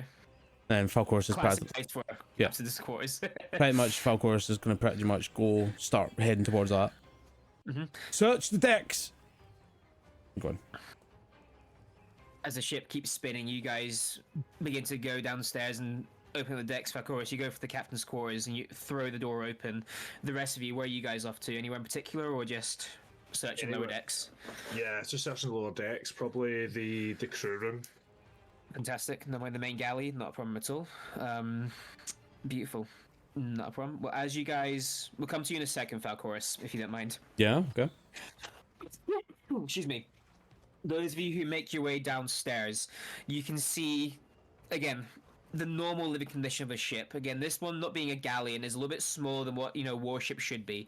But you can see the designated place where the table, or the long table, the pew, and not the pew, that is what they sit on, the table and the pews against it sort of thing. Right now, they've all been nailed to the floor, so they are not skirting across the place. However, anything that was on top of the table has been scattered across the floor and the walls, making a bit of a mess. What you do also see as you guys enter the space, also skirting across the floor, is a body of a sailor that is in the motion, the force of the ship. A body sort of just slides past until it hits a wall before it stops moving. Falcoris, you get to the captain's quarters and you throw the door open, have a little look around, and what you see are two individuals in this room, both seemingly either dead or unconscious. You see the captain and her first mate, both grievously injured by the looks of things, on the floor. Falcoris will go over to the captain and instantly check to see if there's a pulse or still breathing. She is alive, but not in a good way at all. Falcoris will shout out, "I need help in here!" And then he'll get up and he'll summon his sword and he'll start looking around for any other signs of anybody else. Apart from the first mate in this room, no. Yeah. Watch will run up, assuming that somebody's fucking hurt, because it's always fucking somebody being hurt. And again, as you're trying to run up and down stairs with the ship spinning, it is a case of you are holding onto rails and moving is more difficult, but you do get there and you can see as the scene I described, the captain's quarters, the big desk. You can see again the desk is heavy like damage of a hammer fall, but you can see two people laying on the ground, unconscious, or more, or worse. You can see the woman dressed in very captain's attire, and a very heavily bulky individual currently also on the ground unconscious, or worse. Are they both? Yeah, are they both alive, or are they? Can I check? You check the captain is alive as far as confirms, and you check the first mate. He is actively dying, Okay, I will but he is still alive. lay on hands the first mate to the point where he isn't dying anymore, but still unconscious. You stabilize him. Yep. Yeah. And I will do the same to make sure the captain will survive, but just generally trying to keep them unconscious. Not a problem at all. You usually lay on hands and take that time to focus in, ask Bone for help in this moment, and the two are kept on this plane and not on the Raven Queen's domain as you stabilize them. The rest of you that are below deck, what are you two doing? Three doing, sorry, Lavender, Kelgorm, and Azraelian. What are you three up to, if anything? I specifically, I want to look for any markings on the ground, anything like that that might indicate that a portal was open here. Okay. I will let you make... Probably this would be more Arcana check, because investigation, yeah, you know what you investigate, but this is more a magical effect you're looking for, so I'd say this be an Arcana Do I check know from you, what a please. portal mark looks like? I don't know. Let's find out, shall Well, we? you're doing Emmerich enough, so... 15. 15? Yeah. You, in this deck, don't see anything that alludes to that magic being cast. You don't see any, like when the Architect Devil came in, there's no burn marks from where like he left behind, sort of thing. You do know as well that for the most part, unless you're in like a grassy plain, Elro's magic doesn't leave a skull on the ground or anything else like that. But you know that some might do. But on this deck, you don't think you see that. Yeah. The other two of you, what are you two up to? If you don't mind me asking, Azraelian and Lavender. Can I use my background ability, ear to the ground? Mm-hmm. So you're in frequent contact with people in this segment of society. You choose your quarries, move through. These people may assist with different. Oh, I misread that. I thought it was a different one. I thought it was the background where you can sense, you get a feel for like footsteps and things. Okay. Yeah, but can I do detect magic to see if there's Certainly. anything? Yeah, 100%. You cast out Detect Magic. Let me double check one thing with that. Apologies. All spells.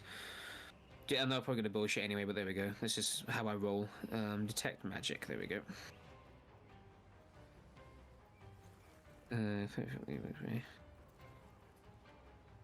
Yes. So you will see 3 foot wood. That's fine. On the deck above, on the top deck, you will get a trace of was it transmutation has been cast up there. Yeah. I'll pass that information on. It's almost like not like there's an active thing happening. It's more like you get the scent of like where a spell was cast, sort of thing. If that makes sense, you know. Yeah. You get like you get the after smell of it, the aftertaste of magic. Yeah. Sorry, on you go. No, I was just going to say I'll head upstairs at that point. You head back to the top deck, and you sort of like use that detect magic, sort of work out where it is. You can basically detect by the mast in a sort of randomish location, but near the central main, one of the two central main masts, is where someone cast a spell of transmutation. Yeah. You're thinking teleportation was cast here to put 2 and 2 together. Well, Okay. of course, we'll be calling out, "Oh, Claire!" There has been some magic cast at this mast. Are we all clear? Is there anybody else here? And of course, the fact that nobody says anything, we'll kind of go upstairs, look for people essentially, but then he'll be going up to start pulling up the sails so that we're not spinning. Yeah. Eventually, you do probably need other people's hands to help to do this, but you will get the sails down, and eventually the ship will slow, and eventually, just with the anchor down, becomes stagnant in the water. Which means we can get rid of that music. Can just keep going further down, looking for survivors and looking for spyglasses that might be left lying around. No one will miss. He's obsessed. He's found his new what do you call it, cash cow. He's gonna milk this thing. Why are they so expensive? You 1,000 gold. make your way downstairs, and you can see in total there'll be 10 hammocks here that'll be set up. Now again, you can't really tell which hammocks are being used because anything that's contents upon have been scattered across, sort of thing, with the ship's rough motions there.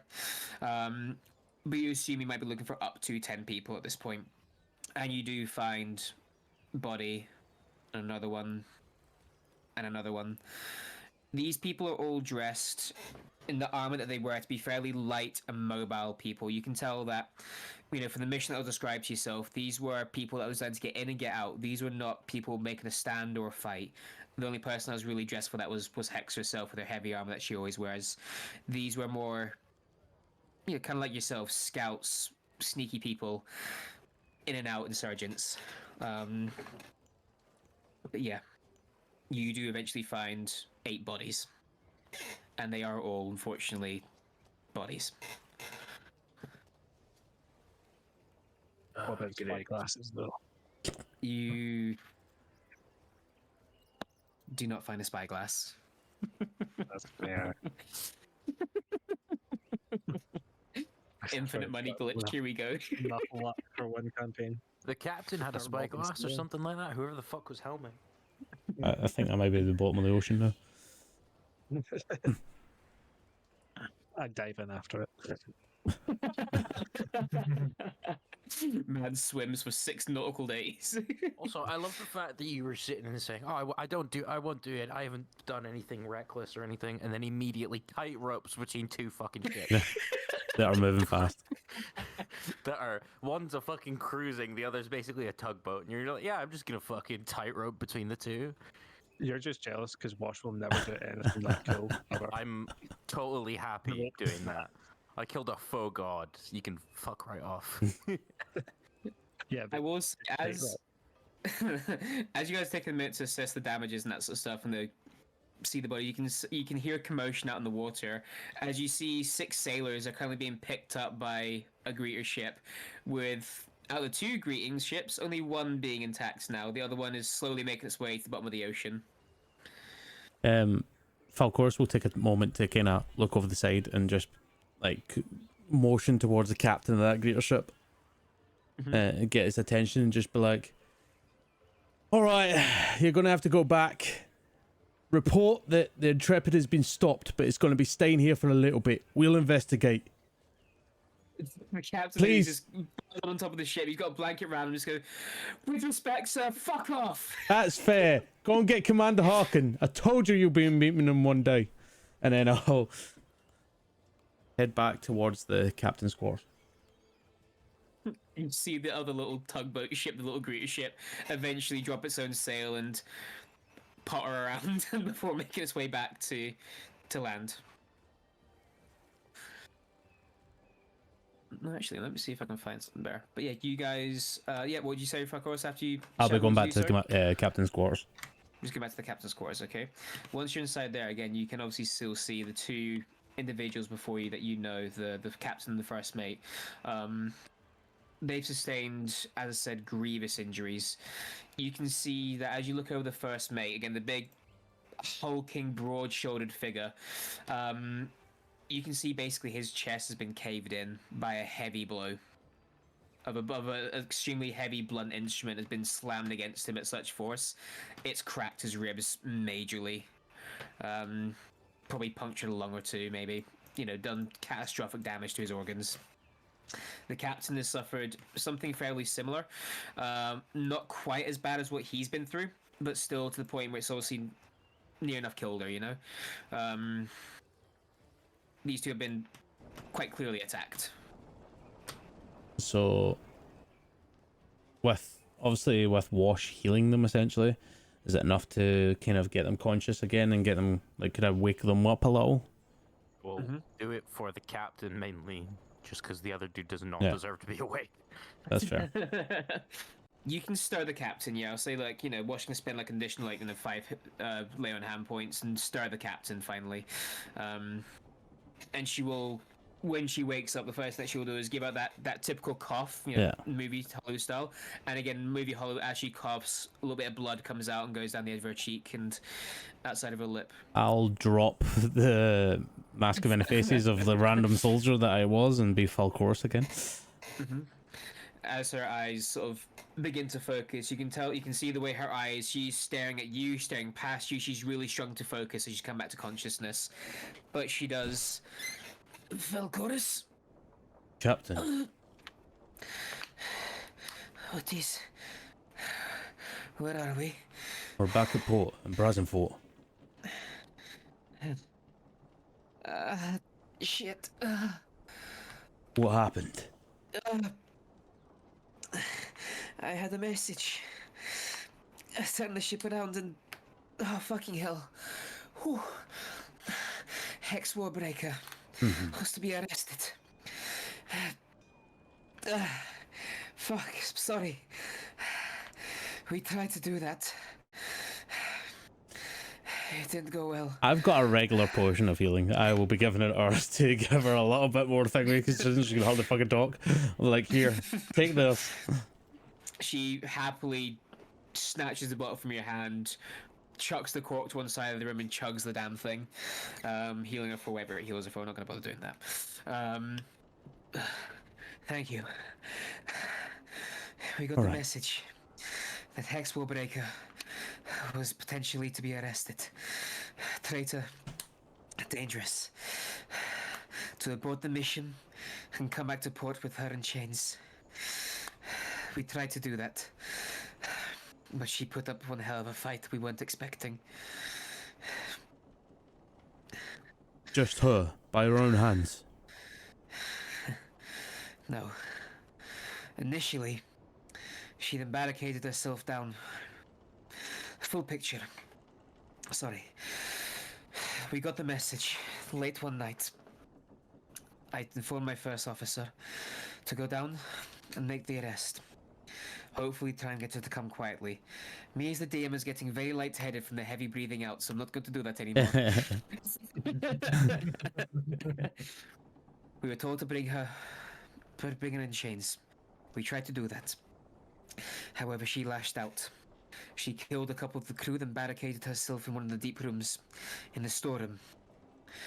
Shortly after, her and one other came out, an armored figure. We were slaughtered. What was the armor like? The bluish in color, mask, very unique, stylized, quite old, I'd say. Of course, use mask of many faces and make himself look like the final say. That's the very same. Oh, fucking hell. LRL. Stop fucking trying to find your spy glasses. Give me. As you walk in the room, well, your guard's up the final says in this fucking room, by the way. Oh, that's true. As I walk into a room, 8 dead below deck, no survivors. Yeah, Falcoros will change back into Falcoros. X is working with Final Say. We found a cleric.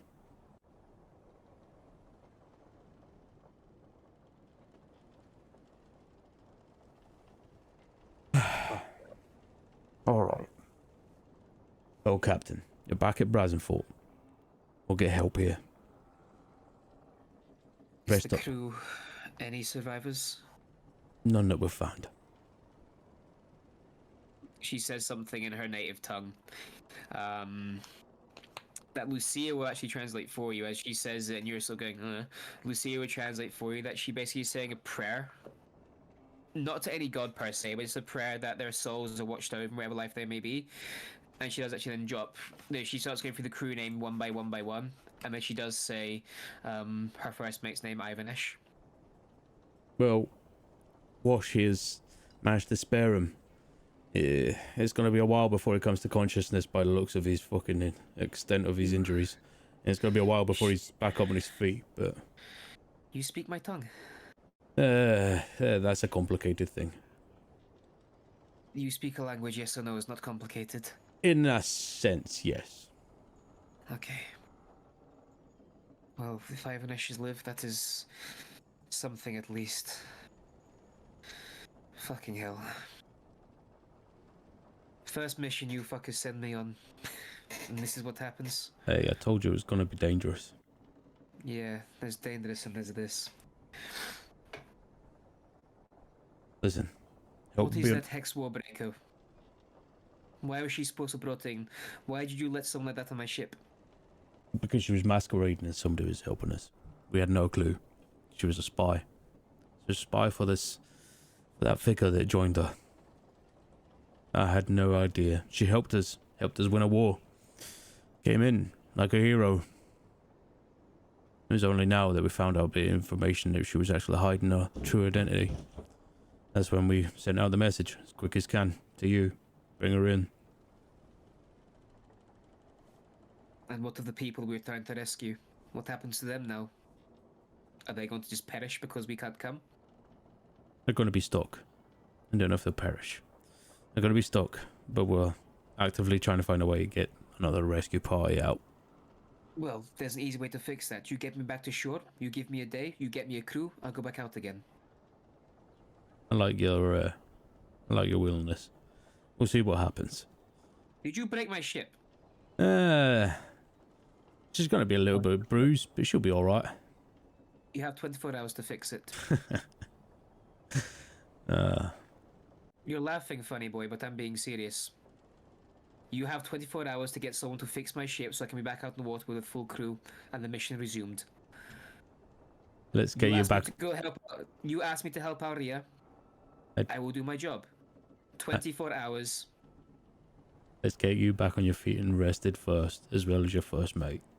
Two fucking things. You're not going fucking 24 hours into nothing. He's not going 24 hours into nothing. If you could get a miracle healer and that you'd still have fractured bones that need time to heal. So you're gonna fucking sit your ass down and don't fucking do anything. Secondly, if your ship wasn't damaged in the process, it'd be halfway up the fucking harbour. Got So a point. chill the fuck out. And you're no fucking going. There are other captains who can go while you rest, because there's no point sending a wounded fucking captain to do a job that might get her killed in the first place. I'm not going to the shore. I don't can give a rest in the, shit. I can rest in the travel it takes to get to Aurea. I am from the Shadowfell, my friend. You know how fucking awful it is there? I fucking don't. Though you know Well, what? No, you know what's great? Re-breaking bones. Do you know what's great? Healers. They're fantastic people. By the way, I'm aware. he's the one that healed you. Got you Oh, back you up. have my thanks, and sincerely, you have my thank yous. Could you please just emphasize the thank you by taking it easy for a few days? It'll probably take a few days to get your ship anyway. It'll probably take you a few days to get your crew anyway. Quick as possible, then. Alright, fine.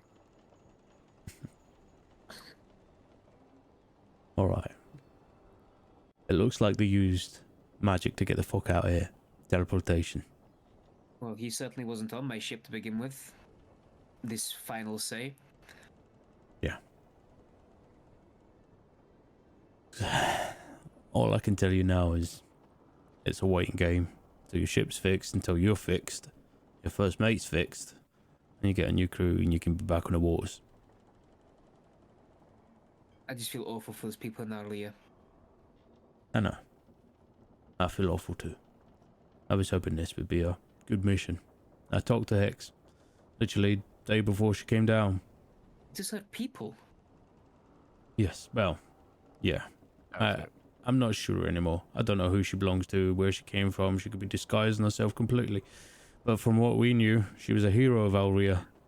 When we were speaking to her on the time we had, she spoke of Aurea herself, how she grew up there, her family, her son. Aurea's her home. Why would... I don't fucking understand this.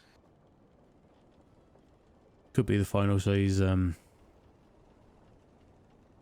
would I put it? We don't necessarily know that the final stay in the Great Reclaim are in good terms, do we? We assumed as much. Well, final say might be controlling her. We don't know. This is why we were going to take her in, figure out what the fuck was going on. In fact, we didn't even know she was working with the final say completely. It was a guess, but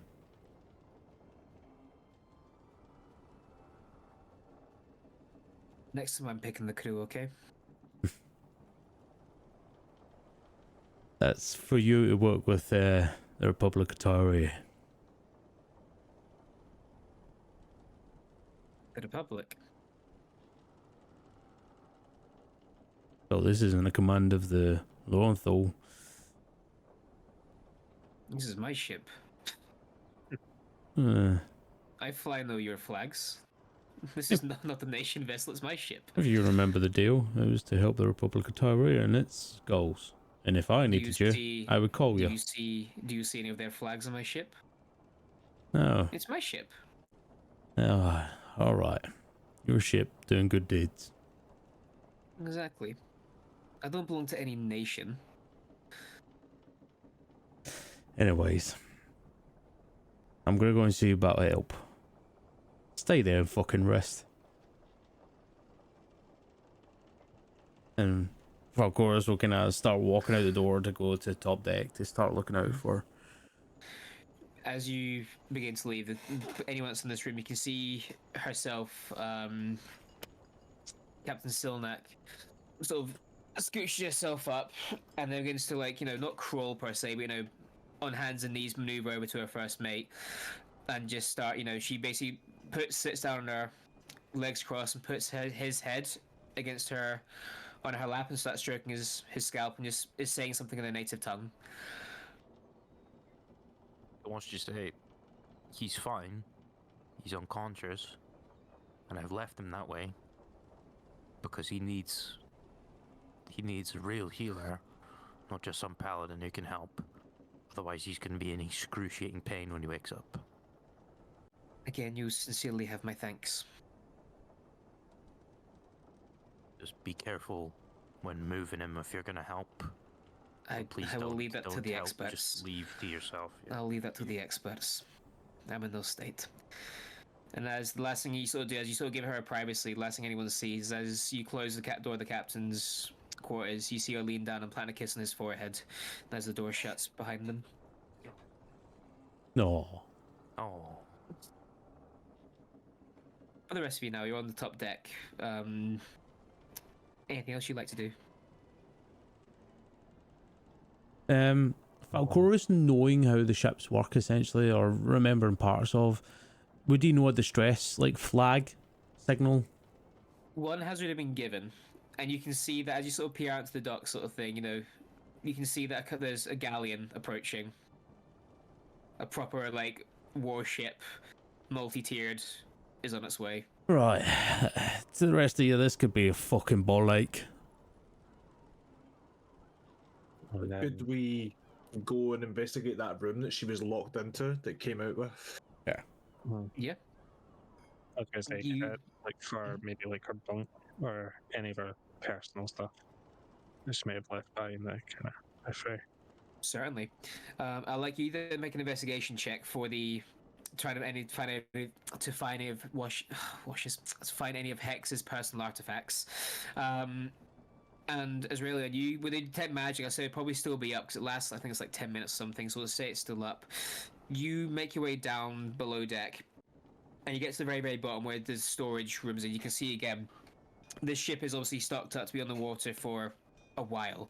There's months worth of provisionings on here, dried, cured meats and other essentials, barrels of fresh water, and you can see in the back there is a room that is basically shut under, will normally be lock and key. You see it has been broken open. Any of the locks have been completely shattered, broken from the inside out. Mm-hmm. And again, when you detect magic up, you can sense that someone teleported into this room. Okay. I rolled a 20, not natural, on the investigation check to see if I can see anything within this room. As you sort of see if there's anything different in this room, you can tell what this room basically be is, again, not like a treasure room per se, but again, if there's any high value items, this is where they would be kept in this room, sort of thing. At the back of the ship, under, again, lock and key, which you're going to guess only certain people would have access to. There is, for the most part, empty, and you are confident there is nothing here apart from the scent of teleportation. There is nothing, no treasure to be found here. and there's nothing that remains apart from, again, ascertain the lock was broken from the inside out, i.e., in your mind's eye, you picture a Hex breaking her way out of this room by force before going on whatever rampage she went on. Or resumed. That's fine. I'll head back up and I'll feed that information back to the party. Fantastic. And Ellerwell, your investigation check, please. I rolled a 21. 21. As you're going through, and again, these bags and personal belongings after the drama that you guys went through, having scattered around the place, now just a mismatch. But you do eventually find what you believe to be Hex's pack. She doesn't keep a journal. The only thing that you can sort of see that gives you the indication of it is at the very, very bottom of the bag. And I mean it is at the bottom of the bag. You go through normal personal belongings. You see there's a basic wash kit. You can see there is, a prayer book to Lathander. But there's nothing that, screams out, ooh, this is a key item sort of thing. Apart from, as I said, the very, very bottom, when you get to this bag, you can see there is a cloth, and upon the cloth is the symbol of Lathander, the Morning Lord himself. One of those very biblical sort of pictures of him. You can see that the sun's behind him. He is kneeling down in a field of green, smiling. You can see, though, that someone over the top of this has defaced the image. You can see that his face, well, it should be smiling. It has been, the cloth has been burned on that area. Someone has defaced this picture of Lathander.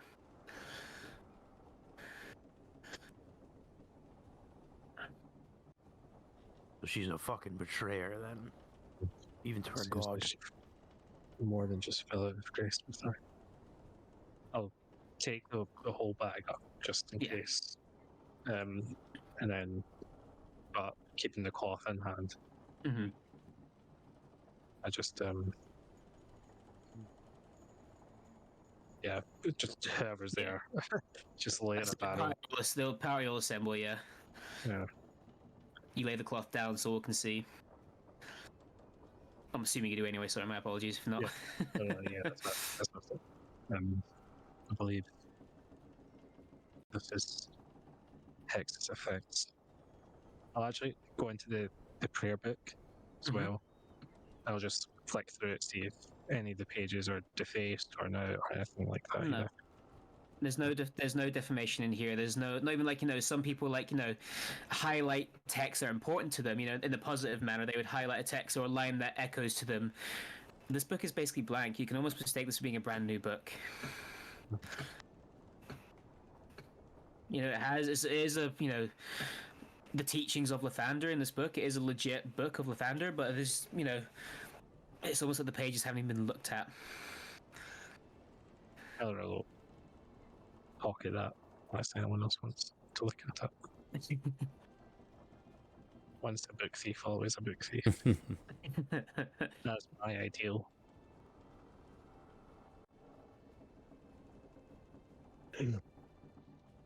So it seems Hex wasn't as honest about the relationship with Lathander. I'm assuming from this completely untouched book and the face cloth, if Hex likely fell out of grace from him and kept up a shroud to cover. We still don't know if she's been Book is controlled. pretty much untouched. Question, DM. Answer? Is Lathander... would Lathander be in direct conflict with the morals of the Shader Kai or the final say, essentially? Oh, the final say, more than likely, definitely. The final say being, as you probably know, hates the gods as it is anyway. But the actual people, the Shader Kai themselves, hard to tell. I mean, their religion mainly focuses a lot around the Raven Queen. Lathander and the Raven Queen, if you want to dive in down that avenue, they don't see eye to eye, but each of them serve a purpose. He is all about, the morning. He's about reform. He's about seeing the good, but he's also understanding there is a cycle that needs to happen for that. There cannot be this beautiful life without a glorious death.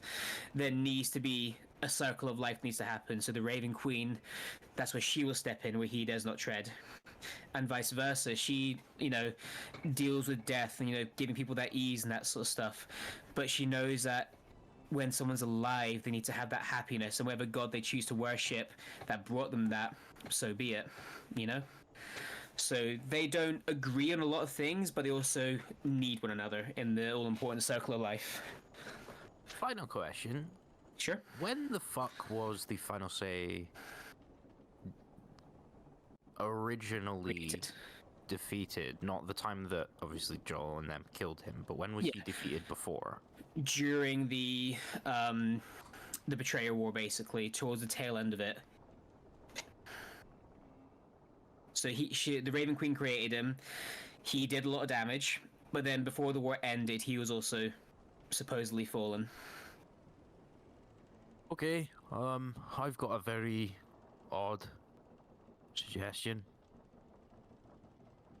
So obviously, I don't know the whole fucking thing about the final say, whatever. I'm supposed to kill him. That's my charge at the moment. But he has an ally in this person. Did he always have an ally? For brevity's sake, I'll just assume I've been told about the cleric thing. Yeah. Mm-hmm. Yeah. If he's always had a cleric, and he's been defeated for an exceptionally long period of time,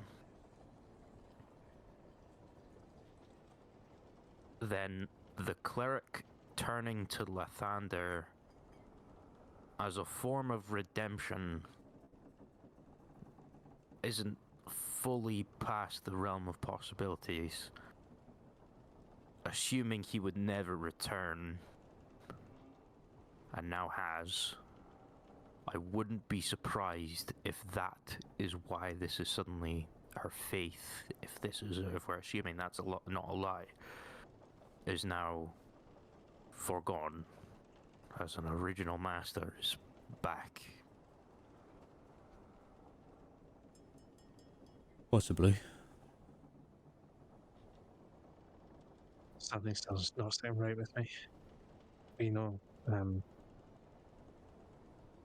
When Emmerich and Lily were attacked, when they kidnapped our friends and our family to the Shadowfell, we assumed it was the cleric that did that. But I mean, Hex was with us at the time, though. No, she wasn't. As it was coming back from the creed. You come back from the What? Dragon Door. You come back from the Dragon Door Okay, when yeah. you came back from that. Sorry. She was That's right. after Joel, because remember, she was kind of replaced Joel Yeah. for a little bit. And Joel Yeah. died to the final say. When Elena was kidnapped, if you're talking about that specific thing, Hex, well, you don't know where Hex was, but you guys come back from the Dragon Door quest, just you guys, though. Yeah. Sorry, just the... sorry. No, sorry, that's what I got the two events mixed up, yeah. on the They happened right after each other, that's probably why. They were like, you went from the Dragon Door right into the Creed, so that's probably what happened there. I mean, still, Lily didn't recognize that it was Hex that assaulted her. It may be that someone else was responsible for that. True, it's undeniable that they're connected. Also, I thought you said you destroyed him. He couldn't materialize anymore. Well, that's what we thought. So you destroyed him by getting rid of the pieces of him. Yeah, and separated those pieces quite a bit. But it seems to have had no effect. Or he's gotten a piece back.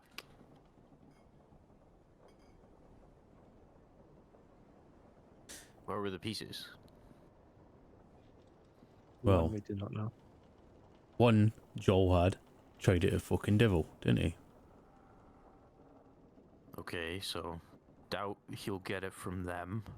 Maybe.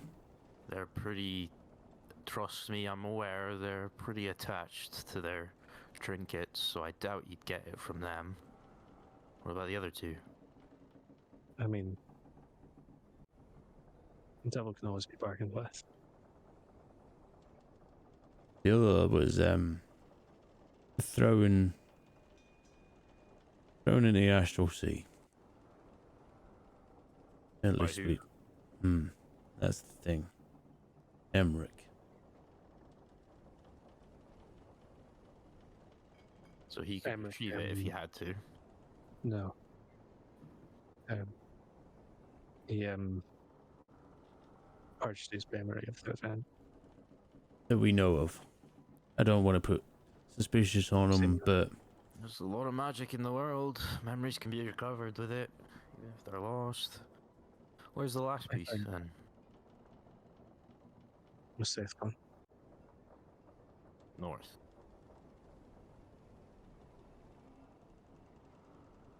Which Why?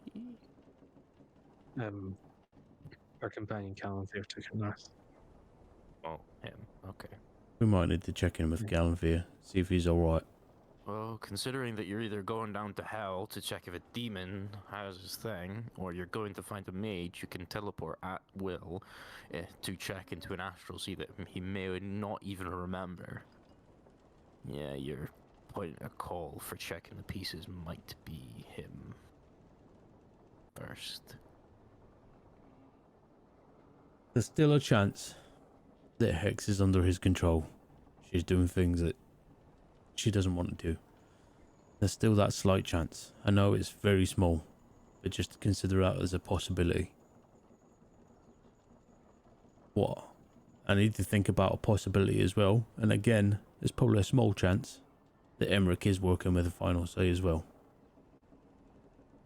Did he not help you get to defeat them and take you back? He did.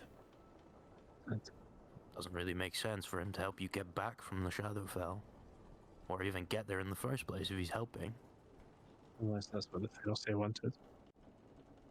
But why Seems did like Hex a help very us? roundabout way.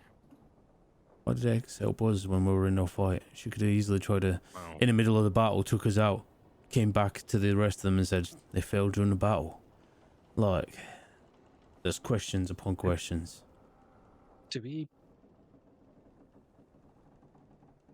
Do we have any proof that the final say could actually access the material plane? he killed them, did he not? Can't remember. Don't remember.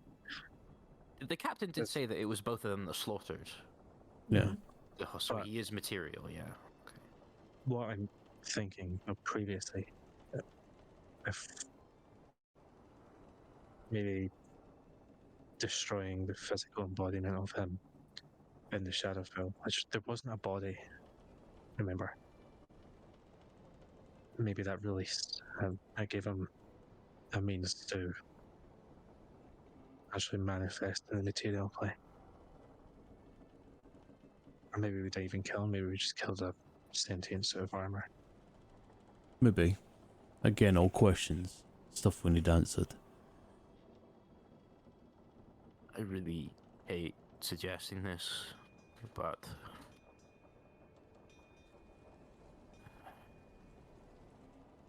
anyone up for an audience with the Raven Queen? I was going to say the same thing. Joel would probably like to know. Oh god, Bowden's gonna be pissed at it. Alternatively, a captain needs a crew in Albia. Hex wanted to go back. It's very likely Hex has got some form of vested interest there.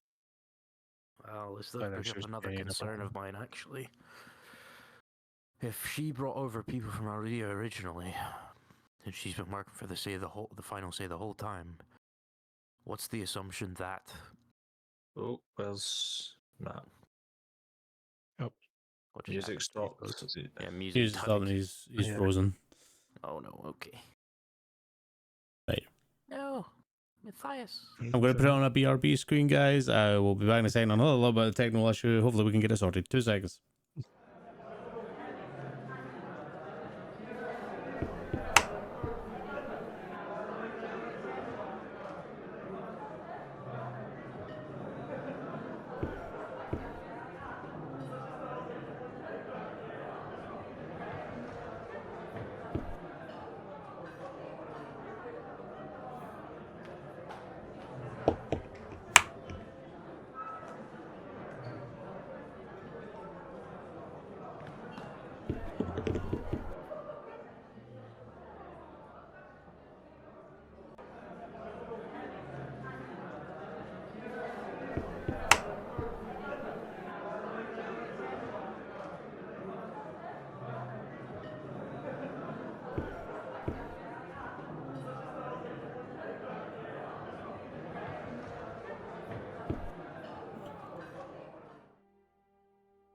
Hi guys, do apologies about that. Just some technical issues at my end. Again, the joys of internet services.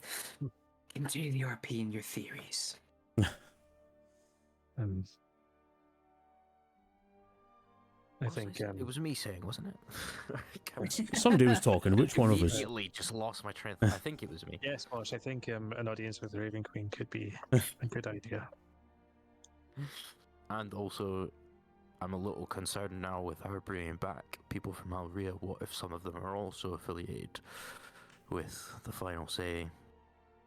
What if she was going over there to take over the ship and then bring land forces that hadn't been able to get here via their teleportation bullshit?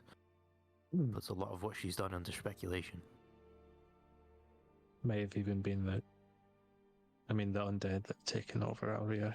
She may have wanted to bring back really some ransom for it. I hate to say it, but we also have to investigate Emmerich and make sure he's not involved. I don't think he is, but we need to How do we eliminate even that. start that though? I don't know. We need to find him. 'Cause if he walks back in Right. and he's affiliated with the Final Say, but we give him a pass, he can completely destroy our operations. Alright, well, let's think about this realistically speaking. I've been made aware that he's a blood mage. Now, last time I checked, Horizon fucking hated blood magic. Was he publicly a blood mage? Because I know Calanthea is. Hard not to hear about it. No, Emmerich. That was actually why he fell out of his family. They didn't agree. His choice of discipline. So it's unlikely he'd go back there because he would most likely be killed on sight, I'll be honest. Those Horizon fuckers don't mess about, honestly. But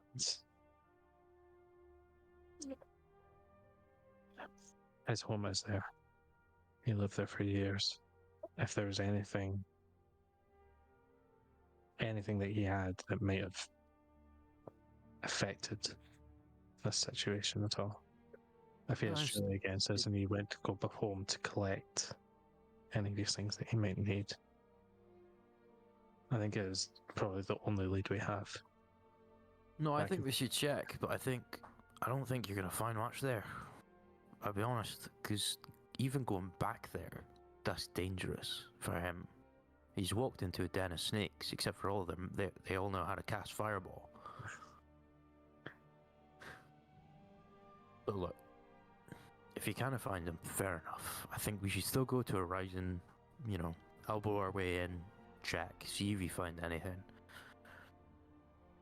But I'll be honest, if I were a blood mage, had no idea where the fuck to go, if I wasn't a shitbag and working for the Final Say, there's one place that seems that blood mages are actually free to do what they want to. It's because their leader is a blood mage.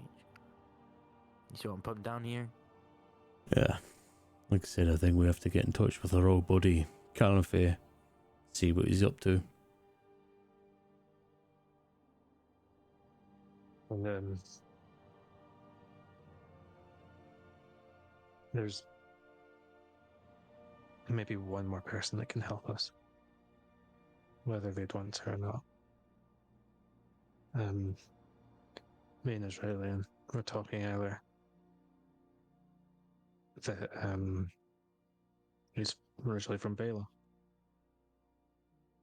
Maybe try and reach out to Madame Meyer. She has a vested interest in this. I don't know what exactly. I tried to reach out to her before. Joel, I can tell you, she's watching. She didn't take any interest. Well, at least she didn't show up and help. My amulet for a long while.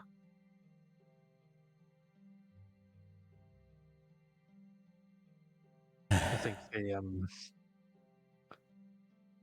the last time she contacted me, it was through someone else that she anticipated me coming into contact with because they worked for the guild. Not me directly.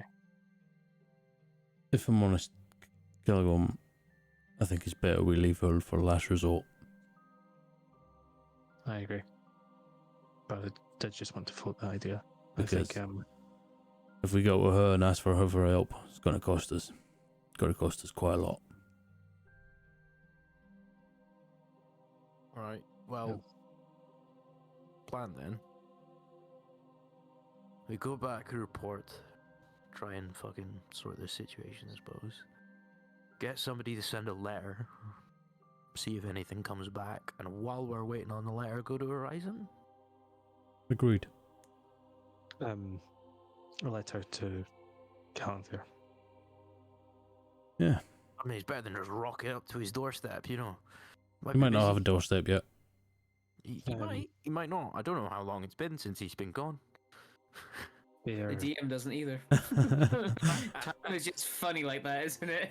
haven't even thought about it. This could be years. No, it couldn't. It's not, no. At most, it's probably like a month, I think. Yeah, month and a bit, maybe. Yeah. Bear with me a minute. I say a minute. I actually mean 10. And I'll just cast Find Familiar. Andrew appears back on the deck of the ship with you. Yeah. Right, so I can write to my sister. Tell her to get a message to Calanthe Alright. if we hit to Horizon. Should you not also maybe warn your sister that Hex is on the loose and... I was going to give an update, yes.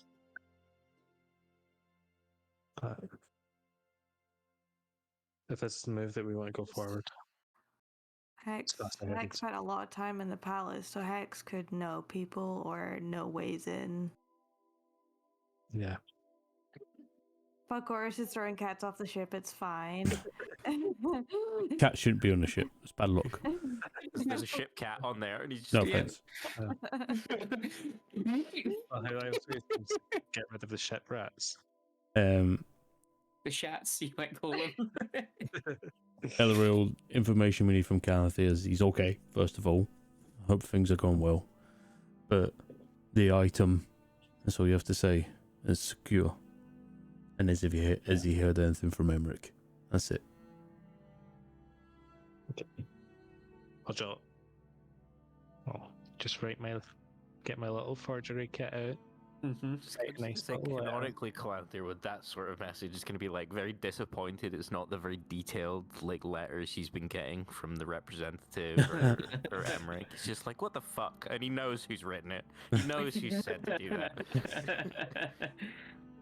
It's very transparent. We're saving it for when we eventually meet up with Calanthe again, and we're sitting with an ale and we're fucking talking about it. Yeah, I write all that, then I write an update. And then just in Elvish tell Ander, fly to my sister and throw him off the boat. With a satisfying bloop, the bird hits the bottom. Hang on a second, you just had a go at me for fling off Why cat. are we just throwing animals off? Brownie, Everyone's all eyes shift to Adar.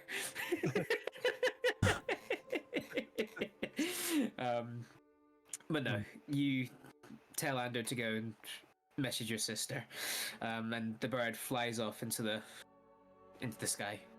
And as it sort of flies off towards land, you can see the galleon ship that was sent out is drawing ever closer. Oh yeah, of course we'll flag it down. And as you begin to flag down this ship, not with any official flags that you can sort of find, fuck knows which one it is, you might heed on some of the wrong flag and get them to open fire upon you. As this galleon ship draws closer, with new news of traitors confirmed, danger within the palace, a friend now in jail, and a whole lot of turmoil and uncertainties with other ones. That is will end tonight's episode of The Shadows We Fear. Fuck you, Matt. What the fuck did you? Fuck you! I give you these lovable NPCs, and this is how you treat me. But Yeah, as but all always, your NPCs are filled with poison. not poison. Not all of them. Fubor's a good man. Okay, don't go on Fubor. Fubor, best boy. But that is, again, thank you so much, my players, coming on this evening and dealing with my bullshit. Apologize to you guys in chat for technical issues. During the last crash, my music machine has stopped working, so that's why it's all changed up. But before we jump, Andy, do you have any goodbyes that we need to go through? No goodbyes. Just as always, come join us in the Discord. Go to the link tree as. Wait. Oh, you there got it it. is. Jeez, oh man, that was a long time. That was about 3 hours. But you go to the link tree, see there's other socials, and also please check out Udi link and get yourself a good old wearable blanket on behalf of Taylor. That would be appreciated for Taylor's side of things. But otherwise, I don't have anything else to say, so back to you, DM, to finish it off. No worries, so thank you very much. We should, again, as per usual, be here next week unless anything comes up. Again, keep an eye on the Discord for any updates. In the meantime, I hope you enjoyed the story as per usual. Thank you so much to you guys in chat for coming along. First stream of 2025, I'm pretty sure as well. Like, that's freaking sick.